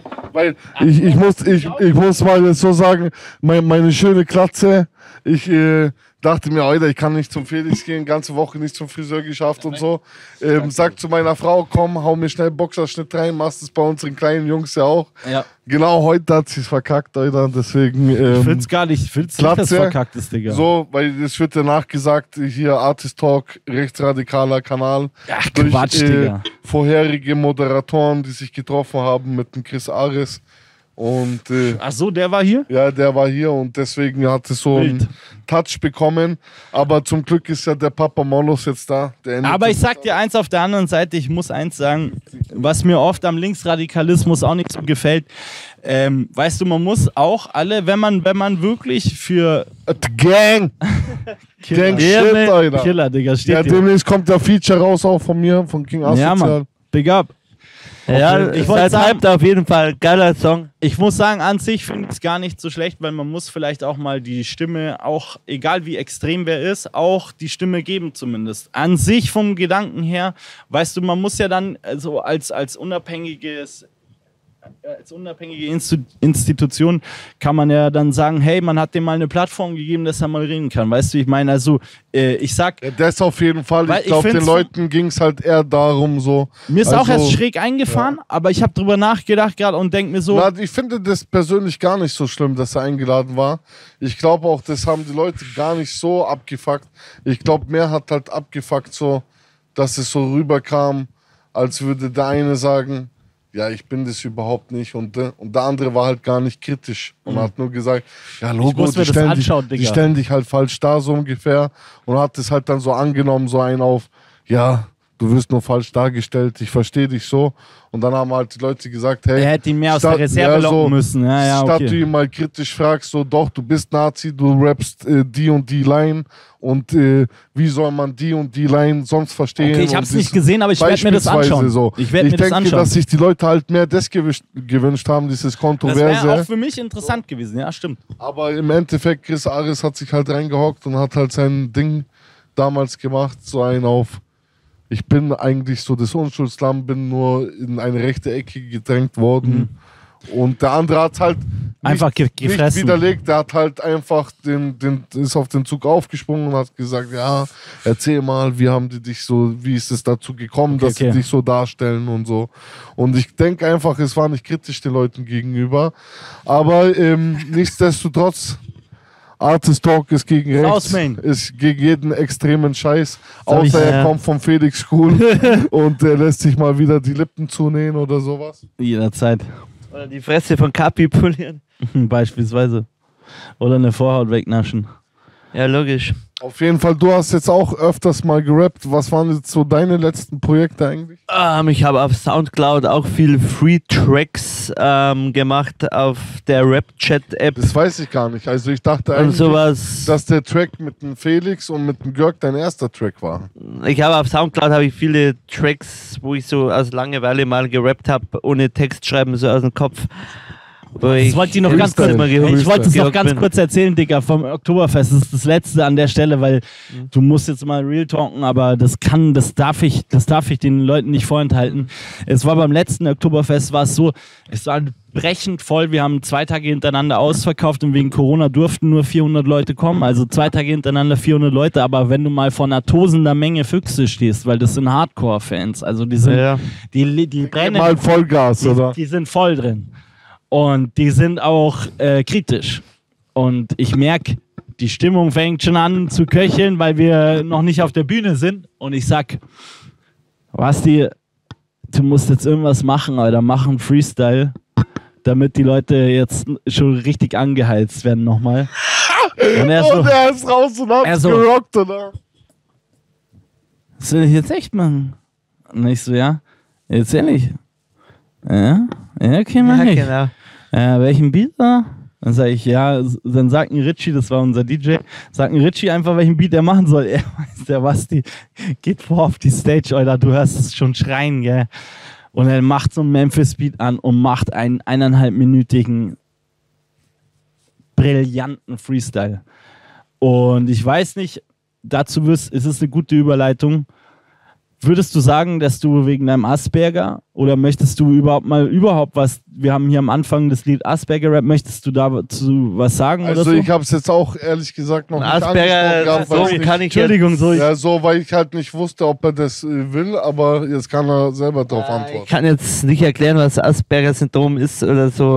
Muss ja Ja, nicht. ich meine, Google gibt's. Das kann sicher jeder, da musst du auch nicht was gehen. Aber ich fand das eine gute Überleitung, weil ich mich immer gefragt habe, weil du nicht, so dass ich jetzt nicht drüber reden will. Ich gehe da offen damit um, dass ich Feier ich auch Asperger-Syndrom mal. habe. Das ist mir aber scheißegal. was er meint, so. ob du so krass freestylen kannst, weil ich habe mit ihm Freestyle-Battle gemacht, er hat mich zersägt. Und ich Echt, frage mich, oder? Ja, ich habe der das was? mal, ich habe ja auch wieder Frank, wo Rapper schon drauf gerappt haben. Ich habe von den Rapper die Stimme einfach nachgerappt, dann so früher leise und dann habe ich es mal auf dem Beat, auf dem Instrumental Beat versucht. Das hat sehr lange gedauert, bis ich das konnte. Das war vor dem Feature, das schiebt ja ganz anders, musste ich vorher nochmal üben und dann habe ich das geübt. Auch beim Oktoberfest, da habe ich am nächsten Tag, wo ich Sternhagelblau war zum Beispiel, aus dem Ärmel geschüttelt, Mann. ja, habe ich bei der Conny immer wieder im Auto den Song 3-mal auf meine Dreimal, Line immer wieder gespult. 3-mal. 1000-mal habe ich nachgerappt. Conny, ich muss das jetzt hinkriegen, habe ich du bist der gesagt. Beste, Mann. Auch wenn ich besoffen bin, habe ich dann gesagt. Er war so hackevoll, Digga. Aber den zweiten Auftritt habe ich auch hinbekommen. Der erste war besser. Also da war ich auch bei dem Ja, aber ersten beide waren Auftritt- solide. Aber ich meine halt den Freestyle, Digga, weil es so krass war einfach, wie du da gefreestylt fühlt's halt, hast. der fühlt's Ich hab's halt. voll gefühlt, weil ich weiß, wie schwer das ist. Und ich habe mich eigentlich nur gefragt, ob du denkst, dass es vielleicht am Asperger liegt, weil es gibt ja viele krasse Rapper mit Asperger. Chief Keef zum Beispiel. Ja, Moneyboy. Ich wollte dich fragen, Nimo, viel Nimo von hat's Moneyboy doch jetzt ab. gepostet. Nimo auch safe bei dir, Beast Kitchen. Ja, er hat's Safe, auch- das er fand hat's ich auch krass, gepostet. Digga. Das fand ich sehr cool. Hat gesagt, der hat auch Asperger-Syndrom und sowas. Digga, ja, eine Frage, wenn ich einen Beat anmache, würdest du uns einen kleinen delivern? Das wäre vorher sogar meine Idee gerade gewesen, aber das wollte ich jetzt nicht sagen. Okay. Du bist ein Schau mal, was Hellseher. rausging, Alter. Ich muss Du schnell. hältst den Beat bei dir ins Mic. Ja. Warte, mach mal ein Beat. Ich gebe dir einen vor, dann ist real. Okay, Dann kannst du nicht anders. mal schauen, ob ich den kann. Werbung. Snoop Dogg. Digga, Guter Fisch hat keinen Haken mehr. Panne pur. Ich habe West kein, Coast hab Beat. kein YouTube Premium. Das muss ich mir, man wird fast gezwungen, Ich weil auch die, nicht. die Werbung ist so nervig Ich hab auch mittlerweile. kein Premium. Vor allem kommt jetzt mehrere Werbung hintereinander manchmal. Nee, Gott sei Dank nicht. Manchmal sogar kann man sie nicht wegdrücken. Das Was ist das schon. für ein Beat? Okay. Jetzt ja. Boah, ein Klassiker. Es ist King asozial, chille in der Booth, ficke deine Mutter in ihren Arsch, trinke den Champagne, flatter zum Mic mit der Magnum, Dom Perignon, King asozial, chille mit dem Krull und dem Mollos bei den Soundstar Studios. Mache Artist Talk, mache ein Interview, King asozial, sippe den Eistee, rauche eine Kippe von Marlboro, King asozial. Yeah! Die Gang! Die Gang. Einfach so, nicht alle Endreime sauber und so, aber so. Ja, ich bin Anfänger Er noch. ist im Flow und es, Bruder, ich finde einfach, er ist ein krasser es Komiker, fließt, Bruder. Alter. Ich habe mit ihm ja das Feature aufgenommen. So, und ich finde Ja, so ein Komiker, bisschen Digga. wie Bushido mit Oliver Pocher damals. So, weißt Ja, du? fun, Alter. So, das ist, wir Musik haben zwar, muss man Spaß muss machen. dazu sagen, wir haben schon Aber ich nehme den Rap schon ernst, also wir haben einen Real irgendwann bin ich kein Street-Song Komiker gemacht. mehr, wenn ich es kann. Wir haben ein Real, Alles einfach Entertainer. ich wollte mal zeigen, dass er auch einen Real Street Song bringen kann. Safe, Digga. Mit krassen Punchlines. Wir haben Ja. auf jeden Fall einen krassen Track gearbeitet. Richtig krass. Und, aber ich finde es trotzdem Da krass. könnt ihr er euch schon hat's mal geschafft. drauf freuen. in den Street-Style-Text seine eigenen, durch seine Betonungen, diesen typischen King-Asozial-Flavor mit reinzuballern, weißt? Und immer, wenn ich den Track höre, am Anfang sagen alle, was ist das? Das ist doch kein Rapper. Dann hören sie das zweite, das dritte Mal und dann feiert jeder, weißt du? Ja, safe. Er hat einfach Charisma, unser Charlie Sheen. Don Sebastiano. Ja, Charlie Sheen ist auch ist ein Vorbild von mir. Auch wenn er viel Alkohol getrunken hat manchmal, aber ich feiere seinen Lifestyle und seinen... Du trinkst ja überhaupt nicht, gell? Lifestyle mit den Weibern und sowas. Ja. Jetzt bist du ja in einem neuen Tonstudio, Felix. Ja. Mal davon abgesehen. Ja. Nimmst du jetzt die Alben wieder komplett neu auf oder wartest du, dass es sich vielleicht doch wieder ergibt? Das ist mein Punkt aktuell, ja, weil es war sehr, sehr weit fortgeschritten und es waren wirklich krasse Vocals, die da schon aufgenommen wurden, also von der ganzen Crew. Randy Robot, da hat Shah auch aufgenommen. Shoutouts an Shah. Richtig Randy hat auch, also riesen Shoutout an Randy Robot, so ein musikalisches Genie, ein unfassbar geiler Typ und das kam echt wie vom Himmel geschickt, weil ich war echt schon so... Warum, Digga, ist jetzt also ein ganzes Projekt weg und ich war richtig kaputt, so richtig am Boden. Es hat auch die Crew ganz schön schwer ins Straucheln gebracht. Fast zertrennt schon, fast, ja. Oder? Ja, weil, weißt du... Das wollte ich auch noch wissen. Natürlich, wenn so ein Herzstück weg ist... Ja, scheiße einfach, man, die Nerven liegen blank und es ist eh Corona, weißt du? Ich meine, also nicht jeder steckt es auch so leicht auch weg. Der Frust, die Arbeit, die Alles. Zeit, das Geld, die Hoffnung, vielleicht auch damit wieder neues Geld zu regenerieren. Vielleicht nochmal auf Tour zu gehen, Tonträger zu verkaufen. Einfach Kacke, Digga. Hast du eigentlich mal vor, auch Boxen zu machen? Also ich meine, du hast ja jetzt schon ein paar Anhänger, weil jetzt mittlerweile ist ja CDs, alles ist ja so gesehen out, mehr Streaming. Ja. Aber wenn es um so richtige Verkäufe geht, sind ja die Boxen ganz weit vorne. Ja, Digga, also ich sag mal so, aus meiner Sicht... Du hast ja Boxen gemacht schon früher. Ja, aber funmäßig. Also das Geheimnis an Boxen war, meiner Meinung nach, mittlerweile ist es auch, I don't know, so, es ist ein Major-Ding, um halt noch mehr Absatz zu generieren, weil... ich glaube, viele sammeln es auch echt. Also ich kenne... Ja, natürlich ist es cool. Boxen, die stehen wie so ein Altar bei denen. Ich will nicht sagen, dass es nicht cool ist, aber dafür haben wir ja Merchandise, so, weißt du, wie ich meine? Dafür haben wir ja einen coolen Merch-Store. Aber viele machen ja das einfach, ein Merch-Ding mit rein plus CD. Ja, das hat einen Hintergrund. Es gibt eine genaue Marke an Kosten, die diese Box haben kann. Da kannst du Sachen reintun, die dürfen alle, das hat ein ganz genaues Reglement, wie teuer der einzelne Artikel sein muss, also sehr günstig. Und es wird dann eine Box natürlich im Umsatz, das ist ja warum das die für die Charts wichtig, oder auch? Es wird sagen wir, eine Box kostet, ich kenne mich nicht so gut aus, aber sagen wir mal, eine Box kostet 30 €. Das sind dann 3 CDs statt einer. Das ist, um in die Charts zu kommen. Das ist einfach Charts-Manipulation am Ende des Tages. Und so arbeite ich nicht. Deswegen wurde ja Flair zum Beispiel, wird ja nonstop gar nicht gewertet. Also bei ihm kann man es jetzt gar nicht sagen. Ja. Da war eine Lederjacke drin für keine Ahnung. Er ist zu teuer, das wird nicht zugelassen. Ja, er macht es halt trotzdem, was ich geil finde. Er sagt halt so, ich scheiß drauf, ich komme auch anders in die Charts. Ja. So.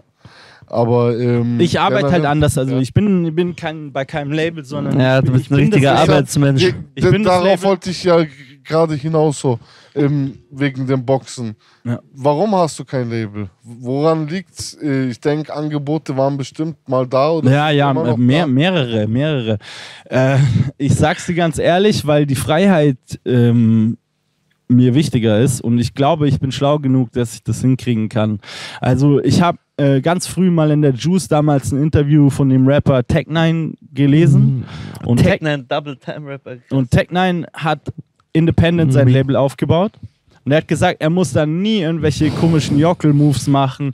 Seine Musik wird nicht zensiert. Er muss nicht klingen wie der und der, sondern er hat es mit seiner Fanbase selbst aufgebaut und ist dadurch auch Millionär geworden, also mehrfacher, obwohl er nie in den Radios gelaufen ist und das ist in der Zeit, wo CDs waren.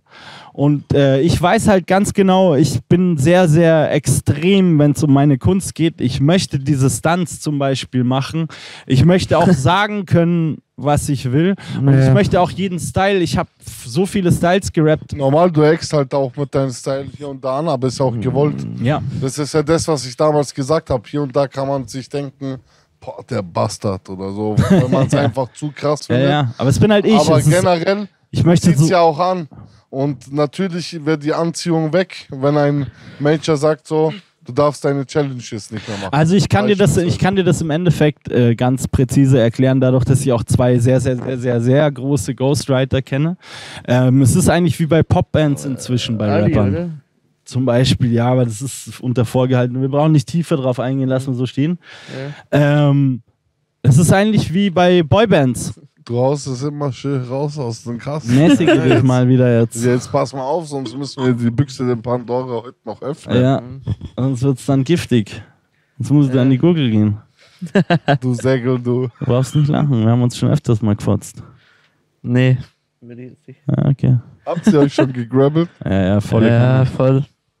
Richtig. Ja, so, jetzt sind wir hängen geblieben bei Songwriting. Ja. Also es ist eigentlich wie bei Boybands so. Es wird mehr nach dem gecastet halt, Was gerade gesucht wird. was gesucht wird, genau. Die schauen nach Amerika, was schwappt drüber. Zum Beispiel bestes Aber Beispiel deswegen- Pop Smoke. Jeder macht auf einmal Drill so und ich habe halt Pop Smoke gehört, Bevor war der das- Drill-Hype war.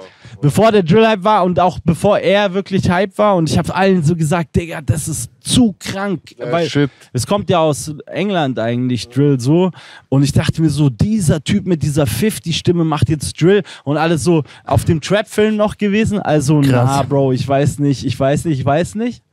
Ich schwöre bei meinem Leben, dass es so war. Ein Jahr später jeder Drill gemacht. Und das ist halt... Normal ist es auch geil. Luciano ist ein ganz Das großes ist der Vorbild. Einzige, der das Damit halbwegs richtig cool Erfolg- macht. Und der damit auch richtig Der ist Erfolg auch cool delivered, aber auch viele Sachen dann nicht so. Weißt du, jeder hat dann den Wu-Dance gemacht und so und ich fand es körnig einfach. Also, aber ich will es auch nicht Was haten. heißt Körnig? Körnig ist auch ein Begriff aus dem Oettigang-Wortschatz und im Englischen sagt man corny. Also corny heißt so unauthentisch. Also, okay. äh, Echt praktisch. ja, genau. Oder so schmalzig, schmierig. Das heißt, 20. corny heißt es. Und das ist eigentlich voll falsch übersetzt, aber das war halt der Witz daran, weil Corn heißt halt Mais. Also es heißt im Englischen sozusagen maisig. Hätte ich ja maisig sagen müssen, aber körnig finde ich halt sehr lustig. Ich finde körnig einfach einen guten Begriff. Auf jeden Fall. Ja, weißt du, ich sehe mich schon wirklich als echten Künstler auf ganzer Linie. Aber die sind, Und ich möchte mich nicht verbiegen lassen. Und ich hatte eben Angebote. Dann habe ich das so ein Demo-Tape abgegeben. Also Labels sind auf mich zugegangen. Ich habe ein Album gemacht, habe mir da die krankeste Mühe gegeben. Und dann hieß es, ja, nee, das und das. zu asozial.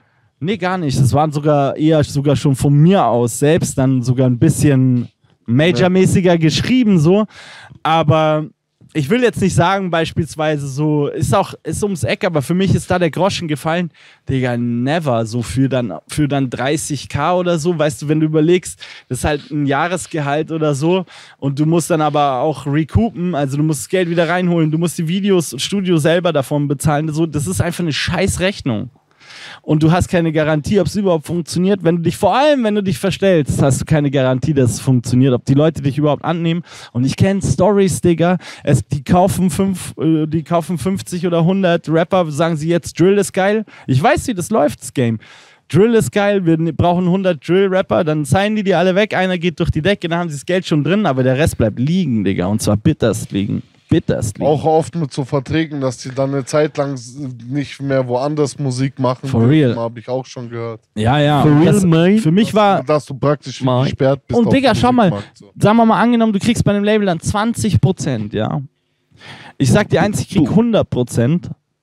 Und ich sag dir, for real, mit eigenem Merchandise und allem, würde ich sagen, mittlerweile, also ich meine, es wird ja gesplittet in der Gang, ist schon klar und viele Kosten sind natürlich auch da, um neue, geilere Projekte zu machen, um Merch zu machen und so weiter. Normal. Sind auch Kosten, aber es ist halt ein Geschäft und das war das Schwere, eigentlich dran zu lernen, wie ein Geschäft funktioniert, aber auf lange Sicht gesehen, Digga, so weiß ich genau, das ist der bessere Deal. Ja, normal, ich habe auch letztes Jahr ein Angebot abgelehnt, beispielsweise für meine Jungs. Weil es dann hieß so, ja, dann kannst du dein eigenes Ding erstmal nicht mehr machen, bla bla bla. Habe ich gesagt, keine Chance. Ja, also Keine Chance. es ist tricky und dann, selbst wenn du vom Label, wie viele Künstler sind von einem Label gedroppt worden oder so und haben dann ihre Rechte nicht behalten, so dann siehst du, weißt du, es ist dirty. Du musst halt dann auch eigentlich Ahnung haben mit Vertragsrecht. Digga, du brauchst die richtigen Hydra-Anwälte und so und das hat Hydra. keiner. Das hat Ja, da keiner. brauchst Das, halt Geld so ohne machen Ende. die ja das Geld, verstehst du? Das ist eine Maschine. Das ist wie ein Kaufhaus, das sagt, dieses Jahr ist Ed Hardy in, lass Ed Hardy ins Programm nehmen, nächstes Jahr ist Ed Hardy out, Ed Hardy raus. Ja, normal, auf jeden Fall. Verstehst du, Digga? Und ich habe die Flexibilität. Immer Du kriegst interessant. dann da ja auch keinen Support. Also wenn irgendwas dann mal gefloppt ist, dann bist du schon auf der grauen Liste so ungefähr oder schwarzen Liste so ungefähr. Also ich will es auch nicht alles schwarz an die Wand malen oder den Teufel an die Wand malen, weil es gibt auch sicher ganz viele Ja Leute. klar, viele nutzen halt auch erstmal einen kurzen Major-Vertrag, wo die wissen, ich werde totgeknebelt, krieg nur, keine Ahnung, Aber ich bin dann berühmt, weil das übernehmen die schon. normal, weil Das muss ich selber machen, ja. durch Challenges und so, weißt du, ich so, meine? dann sagen die, dafür kriege ich danach einen besseren Vertrag, wenn Ja. es Verlängerung gibt. Oder ich mache danach was Eigenes, habe schon Geld verdient und mache danach meine 100% selber voll. Sieht man ja jetzt immer mehr eigentlich, wie viele Newcomer in Labels waren und auf einmal haben sie selber Labels. Ja. So. Ja, das Also- sind meistens auch zwar Sublabels bei Labels. Das ist natürlich auch smart dann. Die Infrastrukturen von Labels sind krass, aber du musst halt funktionieren und du musst nach der Pfeife tanzen. Und ich bin leider ein wilder Typ so. Ich weiß halt einfach, ich glaube nicht, dass das mein Ding wäre. Du hast jetzt gerade König noch erklärt, König. aber woher kommt dieses Pimmelrauchen? Digga, das So, ist... was ich damals selber so gehatet Das habe. habe ich So- erfunden, das Pimmelrauchen. Was Ich habe erzählst du für einen Scheiß? ich hab beim Dragon im Keller so eine Penisbong war da doch und da habe ich dann Tabak durchgezogen. Das denkst du jetzt, dass es vielleicht so war, aber ich kann es wirklich erklären. Und zwar, du hast die Penisbong geraucht, das stimmt. Aber das ist kein Pimmelrauchen. Ein Pimmelrauchen, und das ist, spielt viel bei mir mit, weil ich die amerikanische Ich Rap-Kultur... muss mal kurz, Ja, auch wenn ich die safe. Ötti-Gang Mütze liebe. Ich hab dir gesagt, du musst dir auch nicht jetzt rappen. aber ich finde die Farbe auch geil. Holland Orange. Killer. Sie passt dir Gott sei Dank auch, aber es ist bei Mützen immer schwierig. Auf jeden Fall, was ich sagen wollte, ich bin übertriebener Rap-Fan und vor allem amerikanischer Rap-Fan, so, von amerikanischem Rap. Und mittlerweile auch sehr viel Englisch, Sparten nicht mehr, aber die Rapper in Amerika sagen so unfassbar lustige Sachen. Und die Wahrheit über das Pimmelrauchen ist das Young Thug.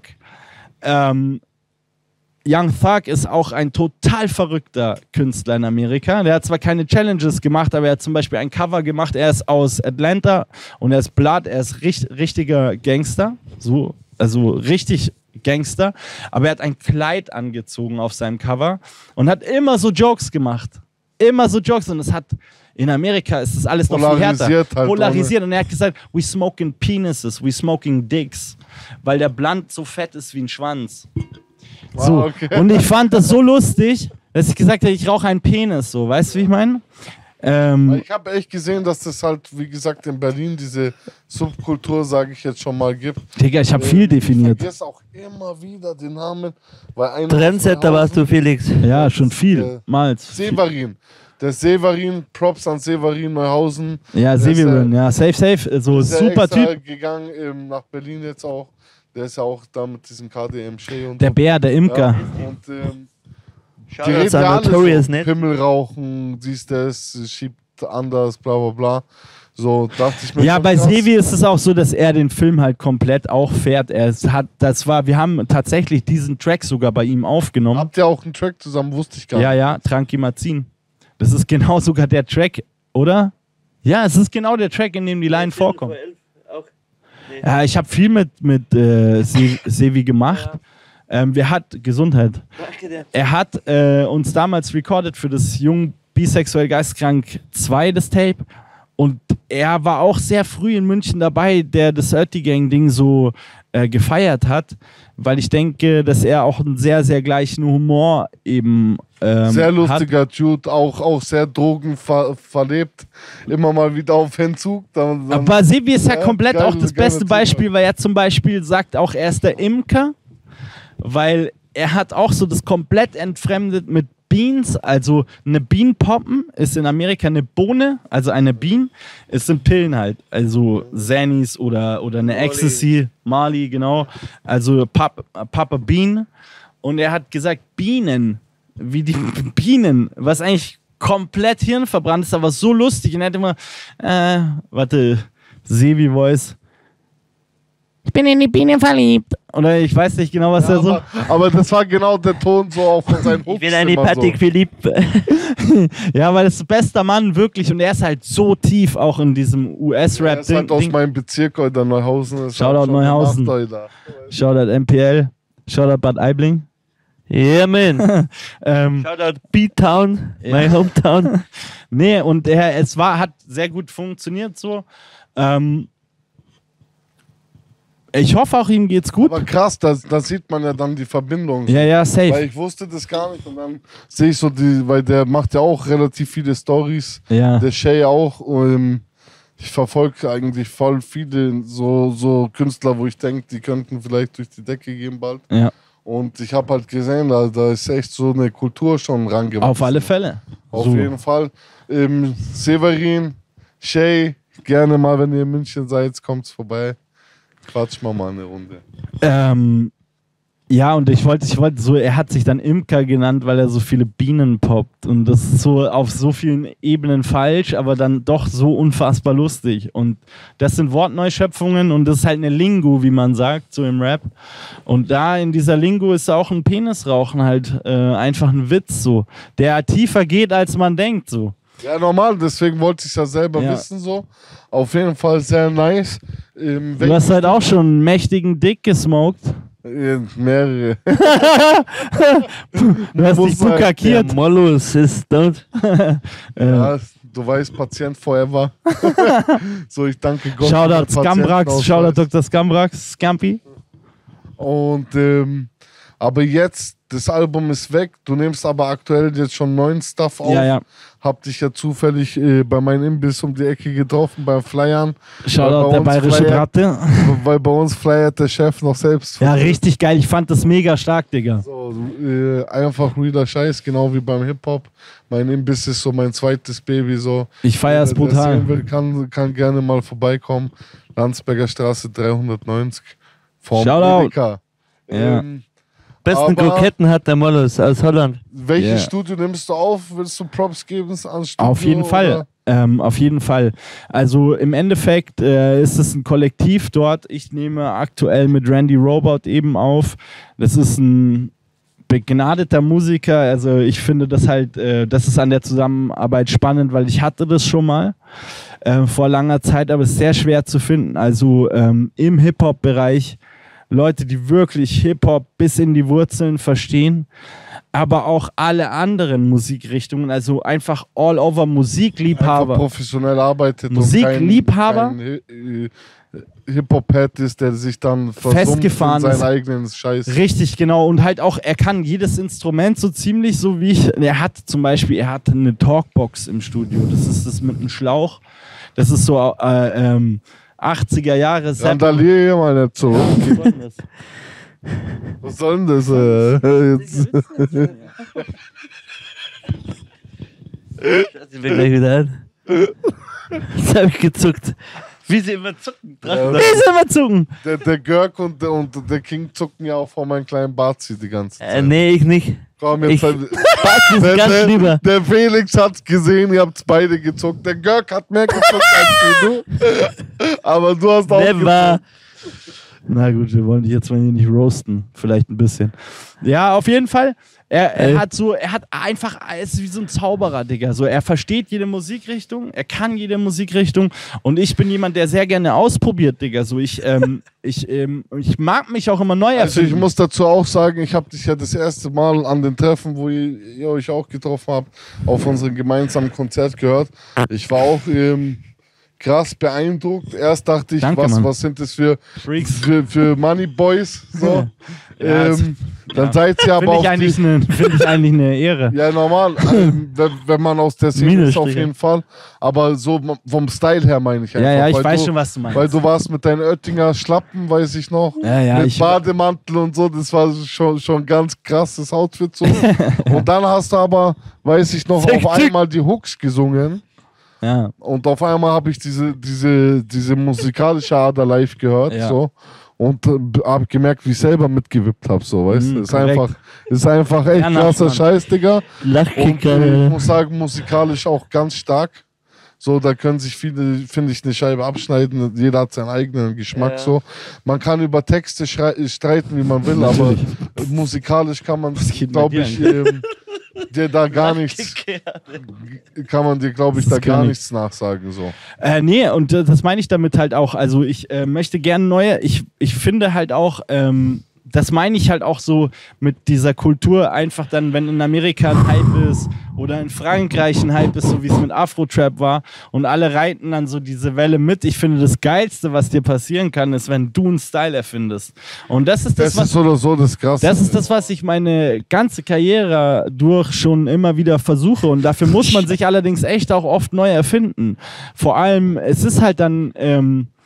ich mache halt jetzt so... Man muss halt auch Sachen machen, die kontrovers sind, wie ich vorhin gesagt habe, wo die einen vielleicht, sagen wir mal, die Coolen denken, was ist das für ein Spaß? Ja, safe. Aber dafür ist die andere Seite der Menge, die voll ausflippen und sagen, wir feiern den Joker. So, Ja, safe. Und das ist ja das Schöne daran an Musik eigentlich, dass Musik keine Grenzen kennt. Ich vergleiche das gerne mit Fußball, so oder das war hierzulande. Das ist cool bei Hip-Hop eigentlich, weil du halt alles so mischen kannst. Safe. Und das war halt hierzulande lange nicht so. Und da muss man zum Beispiel auch dem Boy wirklich sagen, da hat er viel verändert, so.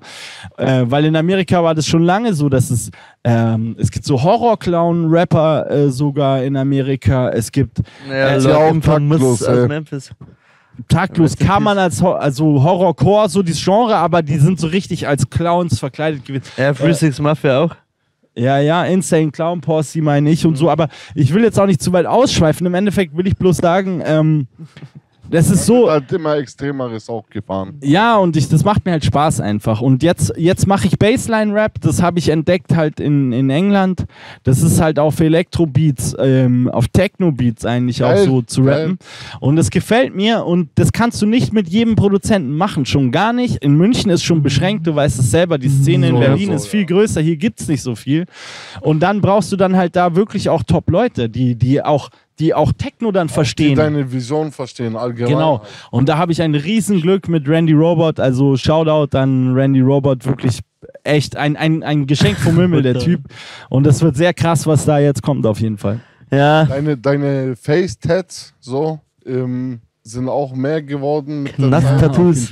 Ist das auch ein bisschen so amerikanisch abgekupfert, weil ich verfolge jetzt den amerikanischen Markt, vor allem was die Newcomer da angeht, nicht so hart. Ja, also Face-Tats. Weil ich einfach zu schlecht Englisch verstehe.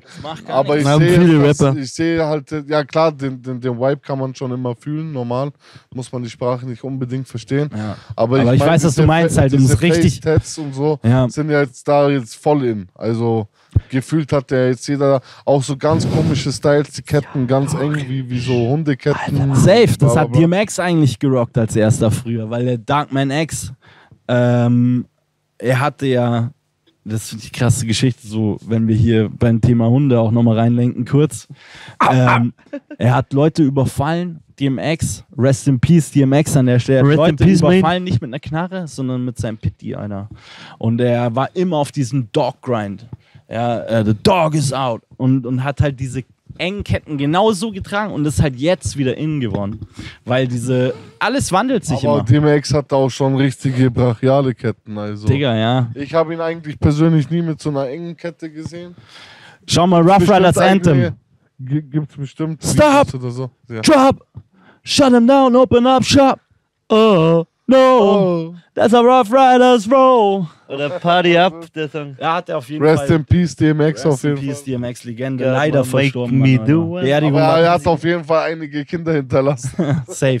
Vielleicht wird selten das aus den Kindern von Rappern. Weiß man dann schon so, wann mal wieder was von dir erscheinen wird. So. Ja, wir releasen also wir haben jetzt das erste, was wir zusammen rausgebracht haben, war Psynachten, das war ein Weihnachtssong und das war ein Joke so, das war also ich habe das so... Ich push.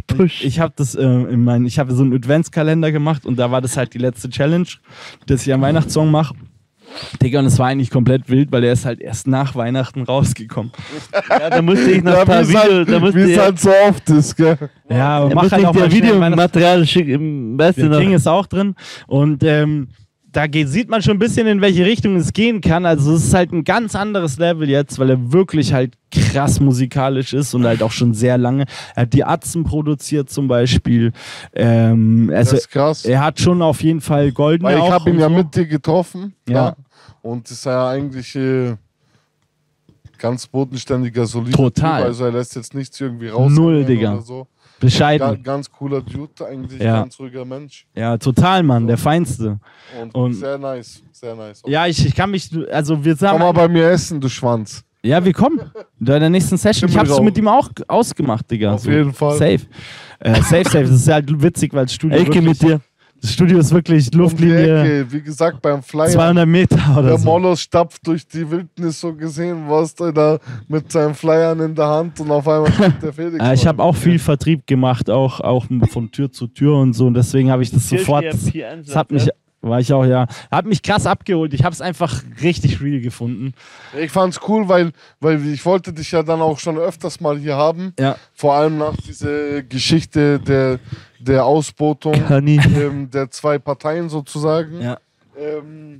Da hat es dann verständlicherweise nicht so ganz hart Bock drauf am Anfang. Ja, dann, wegen dem, aber weißt du, das Ding ist so, ich konzentriere mich wirklich krass auf die Arbeit und mache halt die ganze Zeit und ich habe nur am Rande mitbekommen, von dir übrigens, dass ich da in dieser Session, dass da was über mich gefallen ist, aber ich bin ganz ehrlich, ich war da gerade auch sehr produktiv. Ich habe aber keinen dazu angeheuert dafür. Nein, aber du hast mir das halt gesagt. Ja, und dann habe ich es auch völlig in den falschen Hals bekommen, weil ich gar nicht gewusst habe, was ist da gefallen.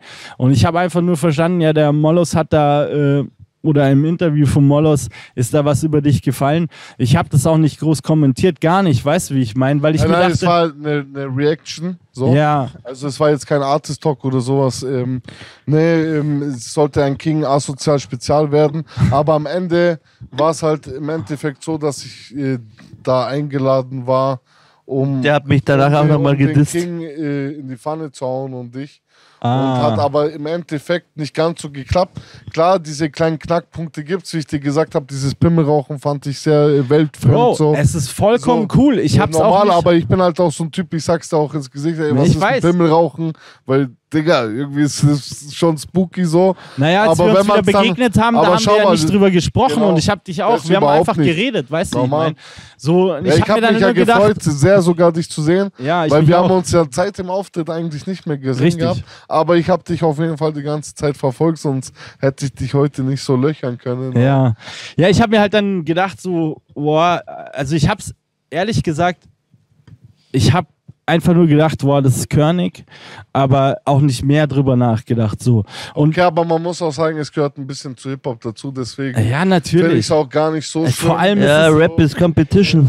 Ich lasse halt sowas nicht mehr an mich ran. Also es tangiert mich nicht mehr, weil alle Leute zerreißen sich über mich das Maul. So, ja, über mich auch. Das finde ich noch stärker eigentlich, auch. Weil heute hat man ja mal den nüchternen Felix so gesehen. Ja. Jetzt nicht den Felix, der gerade seine Show macht und sich den Mund zutackern lässt oder den Arsch oder irgendwelche Würstchen ins Senfglas dippt oder Butter isst oder... Da gab es einiges.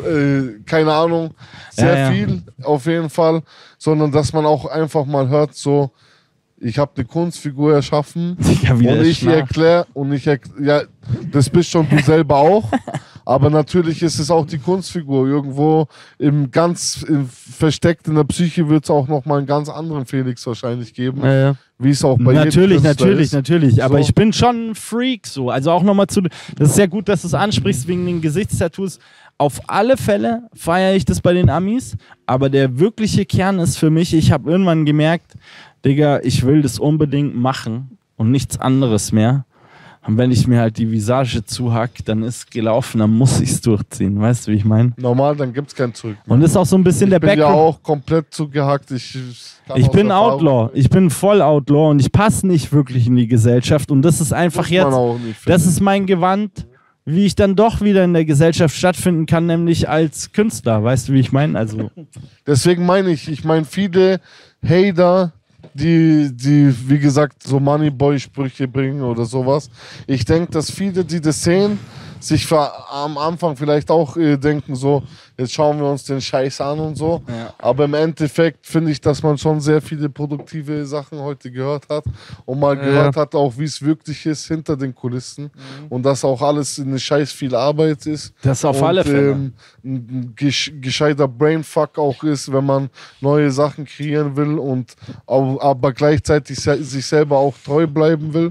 So und ich finde auf jeden Fall sehr positiv, dass du hier bist heute. Ich wollte dich noch eine Sache fragen, was auch ein bisschen zu deiner Kunstfigur gehört. Ich habe gesehen, du sammelst sehr, sehr alte Jogginganzüge. Digga, ich sammle allgemein So viel. Retro-Jogginganzüge. Ja. Ich habe mir da gedacht, krass, woher kriegt er die Scheiße überhaupt? Ja, also ich liebe Thrift-Shops, also Second-Hand-Läden und so, aber natürlich schon auch ausgewählte.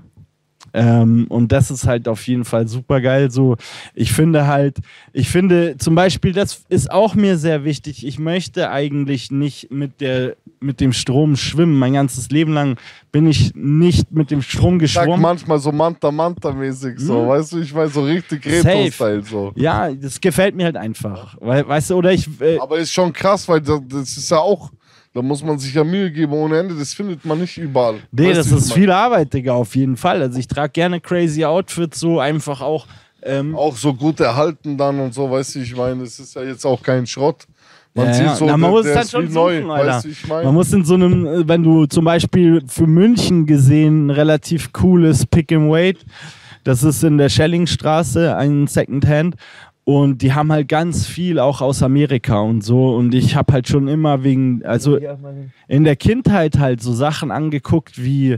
Du hast schon alles. Ja, du hast doch sowieso schon alles, genau. Aber so Retro-Shit hast du nicht so viel, das stimmt. Die Lederjacke ist Retro von meinem Dad. Ja, deswegen habe ich sie auch geflext. Das Mike muss schon zum Mund halten. Gas, bitte. Die Lederjacke ist Retro von meinem Dad. Nochmal, wenn man es nicht gehört hat. Ja, also du musst dann da schon echt krass lang suchen, aber die haben halt so College-Shirts und so. Ich habe früher, keine Ahnung, was gab's alles für Sendungen, halt, man kennt schon wie diese amerikanischen Sitcoms und so Zeug halt, so Prince of Belvedere, Prince of Belvedere wollte ich schon sagen, Prince of Bel-Air und so Zeug. Es ist einfach cool, Alter. Die Amis haben eine geile Popkultur oder alte Basketball-Jerseys und so. Das Twin of Man Bowling-Shirt von Charlie Sheen. Richtig geil, Bowling-Shirts. Das ist richtig nice. Also so Zeug, ich weiß nicht, ich stehe auch einfach auf sowas. Ich finde, die Styles waren früher cooler, wenn du mich fragst. So und ja. Authentisch halt. Genau. Und auch die Qualität besser. Also wenn ich dann denke, wie wir als erste Hip-Hopper rumgelaufen sind, Baggies in den Kniekehlen und so. Pelle. Richtig lange Shirts. South Pole. So alles immer large. Kommt bestimmt auch wieder, Bro.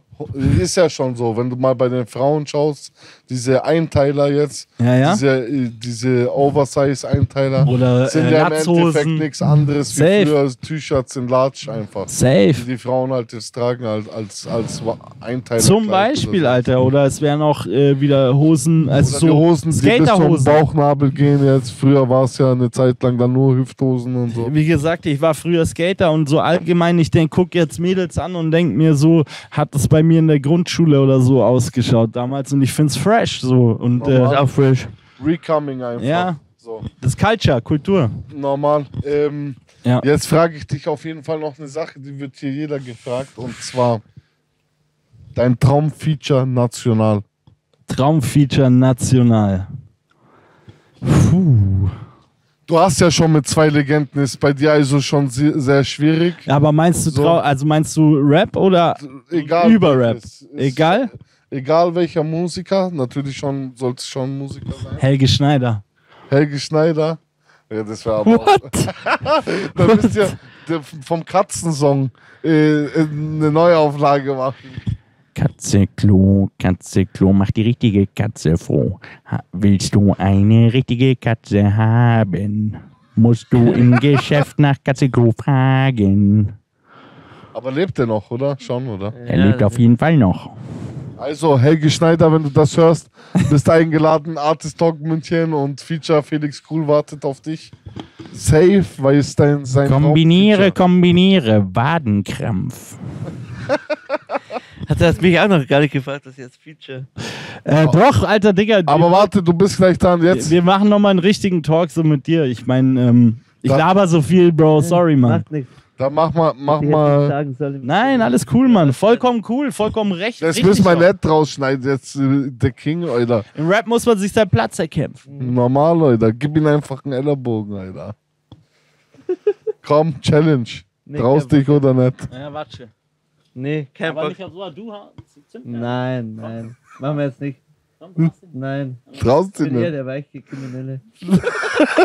Criminal. Ich bin eher der weiche Kriminelle. Na, jetzt hast du aber. Und das? Oh, Scheiße. Hör auf, dann hör muss auf. man. Ich mach nicht fest, Digga. Spinnst du? Aber dafür, dass du das jetzt nicht gemacht hast, Danke. wird der Felix. Jetzt Jetzt werde ich was raushauen, was ich auch hoffe, dass was passiert. Ja, mach. Ja, fester. Dafür, dass du ihn jetzt keine gezündet hast, wird der Felix Anasal Schnupftabak aus deinem Bauchnabel ziehen. Aus deinem Bauch? Okay. Jetzt gleich, oder? Ja, komm hier rauf. Alter! Du Schwein. Warte auf den Schieben. Warte. Das ist schon wieder giftig. Wie es hier Ich schon mal frei. Ich krieg mir was rein, Aber das muss so gesaved werden, dass wir es ins Video schneiden können. Da.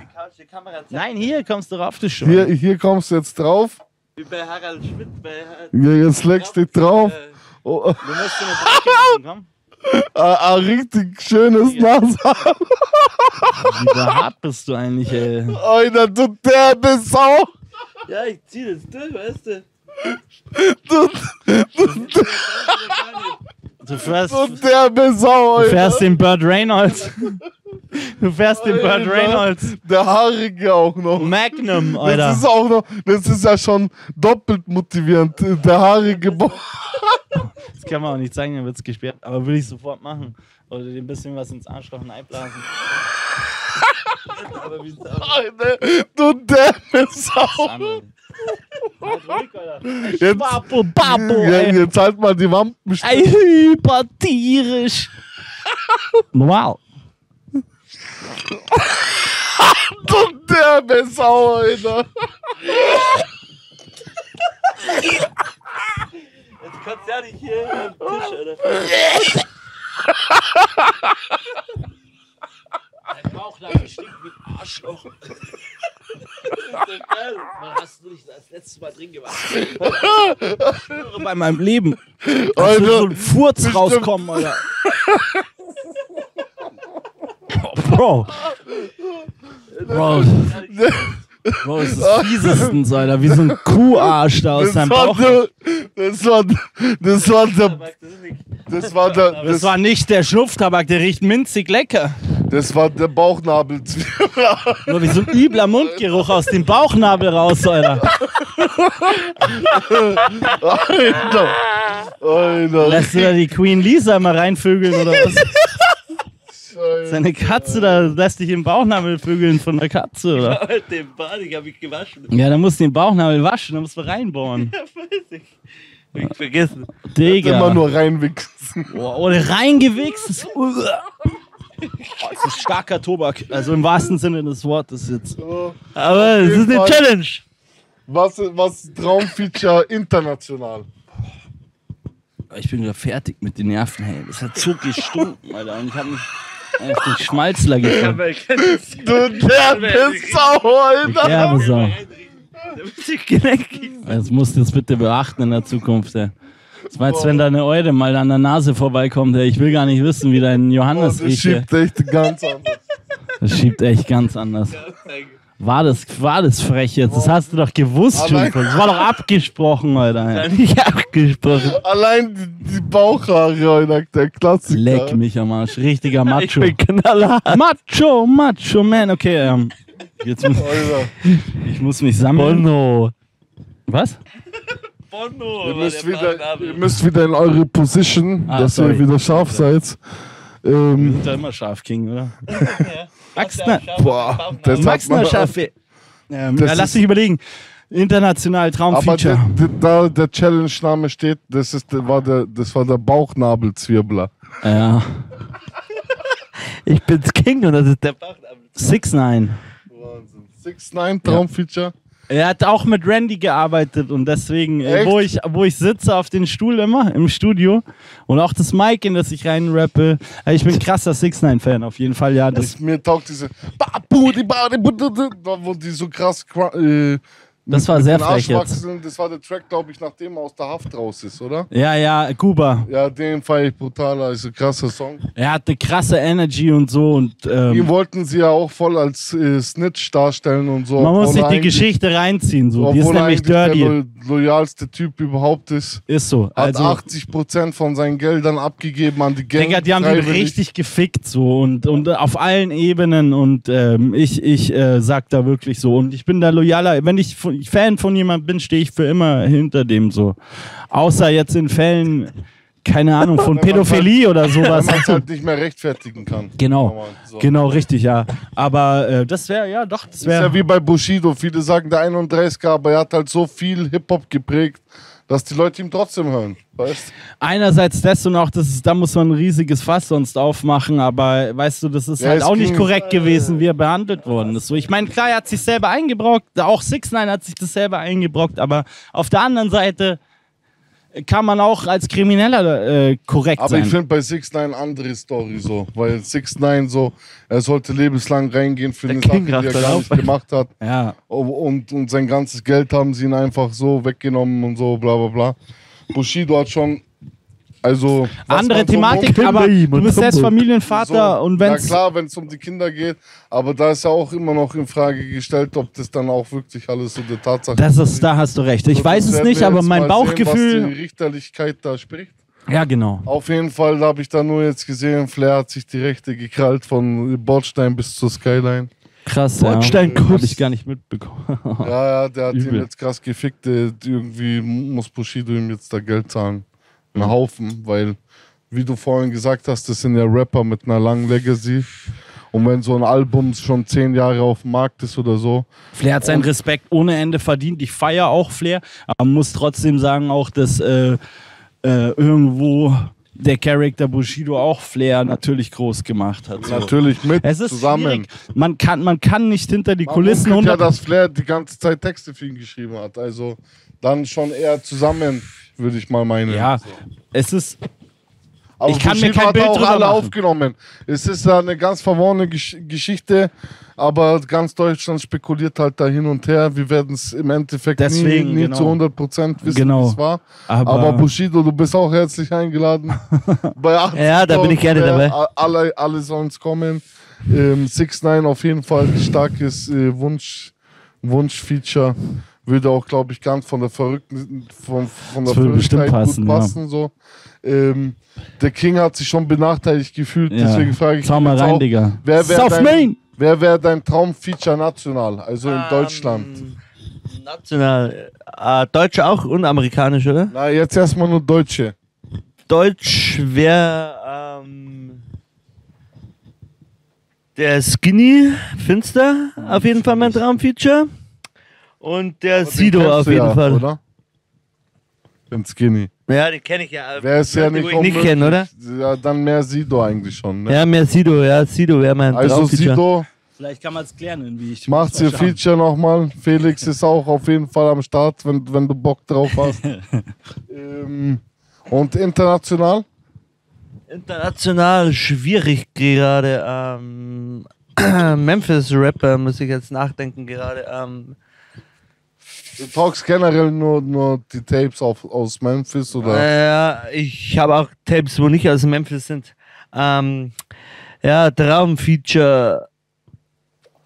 außerhalb von Memphis wäre Du kannst auch Memphis sagen. Du wirklich am allerliebsten, mit dem du rappen würdest, so auf der ganzen Welt. Also, weil mich interessiert das immer so, auf wen die Leute wirklich abfahren, weißt du? ja, Sängerin würde ich mit Lady Gaga und Madonna ein Feature gern haben. Lady Gaga, Alter. Aber ich glaube, du sollst nur einen nennen. Aber Lady Gaga, stabile Ansage. Lady Gaga. Feier ich, Mann. Richtig harte Nummer eigentlich schon wieder, gell? Und Der King halt, Alter. Ja, oder sag so viele du willst, so. aus Memphis, Sag mal einen richtigen Tape-Head, so, wo du sagst, mit dem Tape, Mann, würde ich unheimlich gern einfach einen Song machen. Tommy Wright würde ich gern machen und Fühl ich. C-Dog, der folgt mir auch auf Instagram und Tiny Main. Crazy. Also C-Dog, meld dich bei King Asozial. Tommy Wright, meld dich beim King. Nochmal. Netter. Nochmal C-Dog, netter. ich schreibe ja mit C-Dog dauernd und wir schicken uns auch dauernd Raps hin und her. Ich habe ihm meine Raps geschickt, meine Projekte. Ich habe ihm auch von Felix was geschickt. Er findet es geil. Stabil. Schau mal, durch seine penetrante Art Krass. kriegst du am Ende noch ein Feature mit Tommy Wright. Ehrenmann. Wirklich. Also, for life. Also ich muss da auch sagen, der King immer sehr loyal zur Dirty Gang. Ich glaube, wenn einer sagt, keine Ahnung, Er ist der loyalste Felix Mann. Cool ist ein Spast, dann sofort wird er blockiert vom King, denke ich mal. Du bist einfach Und- mein Schatzi, aber ich Ja, bleib dir blockiert auch und gemeldet. bis ans Aber man hat es Lebensende ja auch loyal. gesehen, ich und der King kannten uns ja auch nur flüchtig. Und zum Beispiel, ich hatte ja den Beef mit der Münchner Gesindel-Page und war krass stabil, loyal zu den Rappern gestanden. Hat ihm sehr viel gekostet, so im Nachhinein, denke ich mir, schade. Aber trotzdem zeigt es ja den Charakter vom King. So, wenn er weiß, wer im Recht ist, dann steht er halt auf der Seite der Gerechtigkeit. Und Ja, ist ein dafür feiner. lieben dich auch die Leute. Voll. Und dafür, dass du die Jägermeister durch deine Wohnung schmeißt. Das war nicht eine Jägermeister, Was das war war eine das? Kümmerling. Ich schmeiß Kümmer dich meine um mich. Seele Ja. über Bord, oder? Was hast du da gesagt? Wie ich meine, das hat sich der Felix ausgedacht. Ich habe das so, habe ich von Sido abgeschaut. Sido hat ja bei 16 Bar so einen Jägermeister mit Vis-a-vis Ich getrunken. weiß, ich kenne das Interview. Und dann hat er das auch so auf den Boden gefetzt, das Jägermeisterglas so. Das war halt frech, weil das war, glaube ich, in so einem Zelt auf einer Wiese und du hast halt in deinem Zimmer gemacht. Ich habe das auch auf beim dem feinen Edeka, ich Holzboden. habe das auch beim Edeka mal gemacht, so mit Heineken-Flaschen früher. Ja, aber das ist ehrenhaft, weil Heineken Wild. ist kein Bier. Es gibt nur Ja. ein Bier. Da hab ich, nee, die habe ich ausgeäxt, dann habe ich alle hintergepfeffert und Conny musste es dann zusammenklappen, da war ich so besoffen. Wollt ihr noch jemanden grüßen? Was, die fangen an? Und warte, bevor jemand grüßt, Shoutouts. hier noch direkt gesagt, ich hoffe, wir werden noch ein Dirty Gang Spezial machen, Gerne. wo Ja. ich den ganzen Haufen hier nochmal als Gruppe habe. Safe. Wenn die Jungs sich mal wieder aus nice. den Ärschen kommen. Also ich Ja. denke, irgendwann wird die Zeit kommen. Der Ach, Felix bestimmt. hatte ja meine Nummer, du auch. Ja. Auf jeden Fall ist das Pflichtprogramm. Also ich will die Dirty Gang nochmal hier haben, komplett. Ich spreche sie drauf an. Okay, Grüße, Shoutouts, oder? Grüße, schon mehr Schau als dich ein nicht Shoutout. selber die ganze Zeit an. Du Shoutouts Selbstverliebter. an Er Skinny. schaut sich die ganze Zeit selber an da vorne, merkst du es? Shoutouts und Grüße an Skinny Finster, an Skinny, wenn du das siehst. Ich schick dir das Interview. Shoutouts an Tommy Wright, Main. Und Greetings to all Rapper in Memphis. Und den Barkeeper, oder? Mit dem du immer da deine Und liebe Grüße an dich, Rammer, am Gardasee im Fasano. Und an dich, Johnny. Ich hoffe, du machst dein Lokal bald auf, dein eigenes. Ich werde da auf jeden Fall hingehen. Und Main. die ein oder andere Belvedere Magnum poppen. Oder die eine oder andere 3 Liter Champagner oder Alles so. unter 10 Liter ist eine? Piccolo. Ja, logisch, Main. Und was mit Fam? Grüße an Family meine ganze first. Familie. Ja, Mann. Das kann man aber auch netter sagen. Okay, Grüße an meine ganze Familie. Ja. Und gibt's bei dir noch? Ja, auf jeden Fall. Ich grüße meine Freundin La Seidel, Young Beluga. Mein Goldschatz. Ich grüße Randy Robot. Ich grüße meine Jungs. Ich grüße Roboter. Ich grüße ebenfalls meine Family. Und am allerwichtigsten alle Supporter, also alle Füchse da draußen. Ja, wollte ich auch nochmal sagen an alle Füchse, schön liebe Grüße und Shoutouts, habe ich ganz vergessen. Das ist eigentlich das ist wirklich Family so. Also es ist auch bei jedem Event und so, ist es du kannst mit jedem Fuchs sprechen. Man versteht sich blind und zwar von Anhieb und das ist crazy. Also es ist ein mehr als... Habe ich auch schon mitbekommen bei den Fans, wo ich im Hugos getroffen habe. Mit denen konnte man reden, alles, die waren korrekt, alles. Ja, das ist mehr als Musik. Sag mal, sogar im Hugos. Ja, ist crazy. Also, weil du selber sagst, so, du supportest mehr die asozialen Billigsachen so, weil du das doper findest. Ja, die Aber Leute von Hugos unten kommen halt, weißt du, ich meine, die Support ich auch, ich supporte beides, die Rich-Seite und die arme Seite. Ja, aber ich bin mehr so von unten nach oben kämpfen. Und das ist halt mein Ding und ich weiß vor allem auch alle an das Wichtigste und ich denke deswegen ist es auch so familiär, vor allem Leute, die von der Gesellschaft nicht so akzeptiert werden oder strugglen, die Probleme haben mit Drugs und allem, die halt einfach Freaks sind so. Es ist eine Familie aus Freaks und da gehen ganz fette Grüße raus, denn ihr kennt die Vibes, ihr wisst bereits, was es ist. Es ist fucking Ötti Gang. Grüße an alle Hater, ich liebe euch. Ja. Danke, dass ihr da wart. Danke, dass wir da sein durften.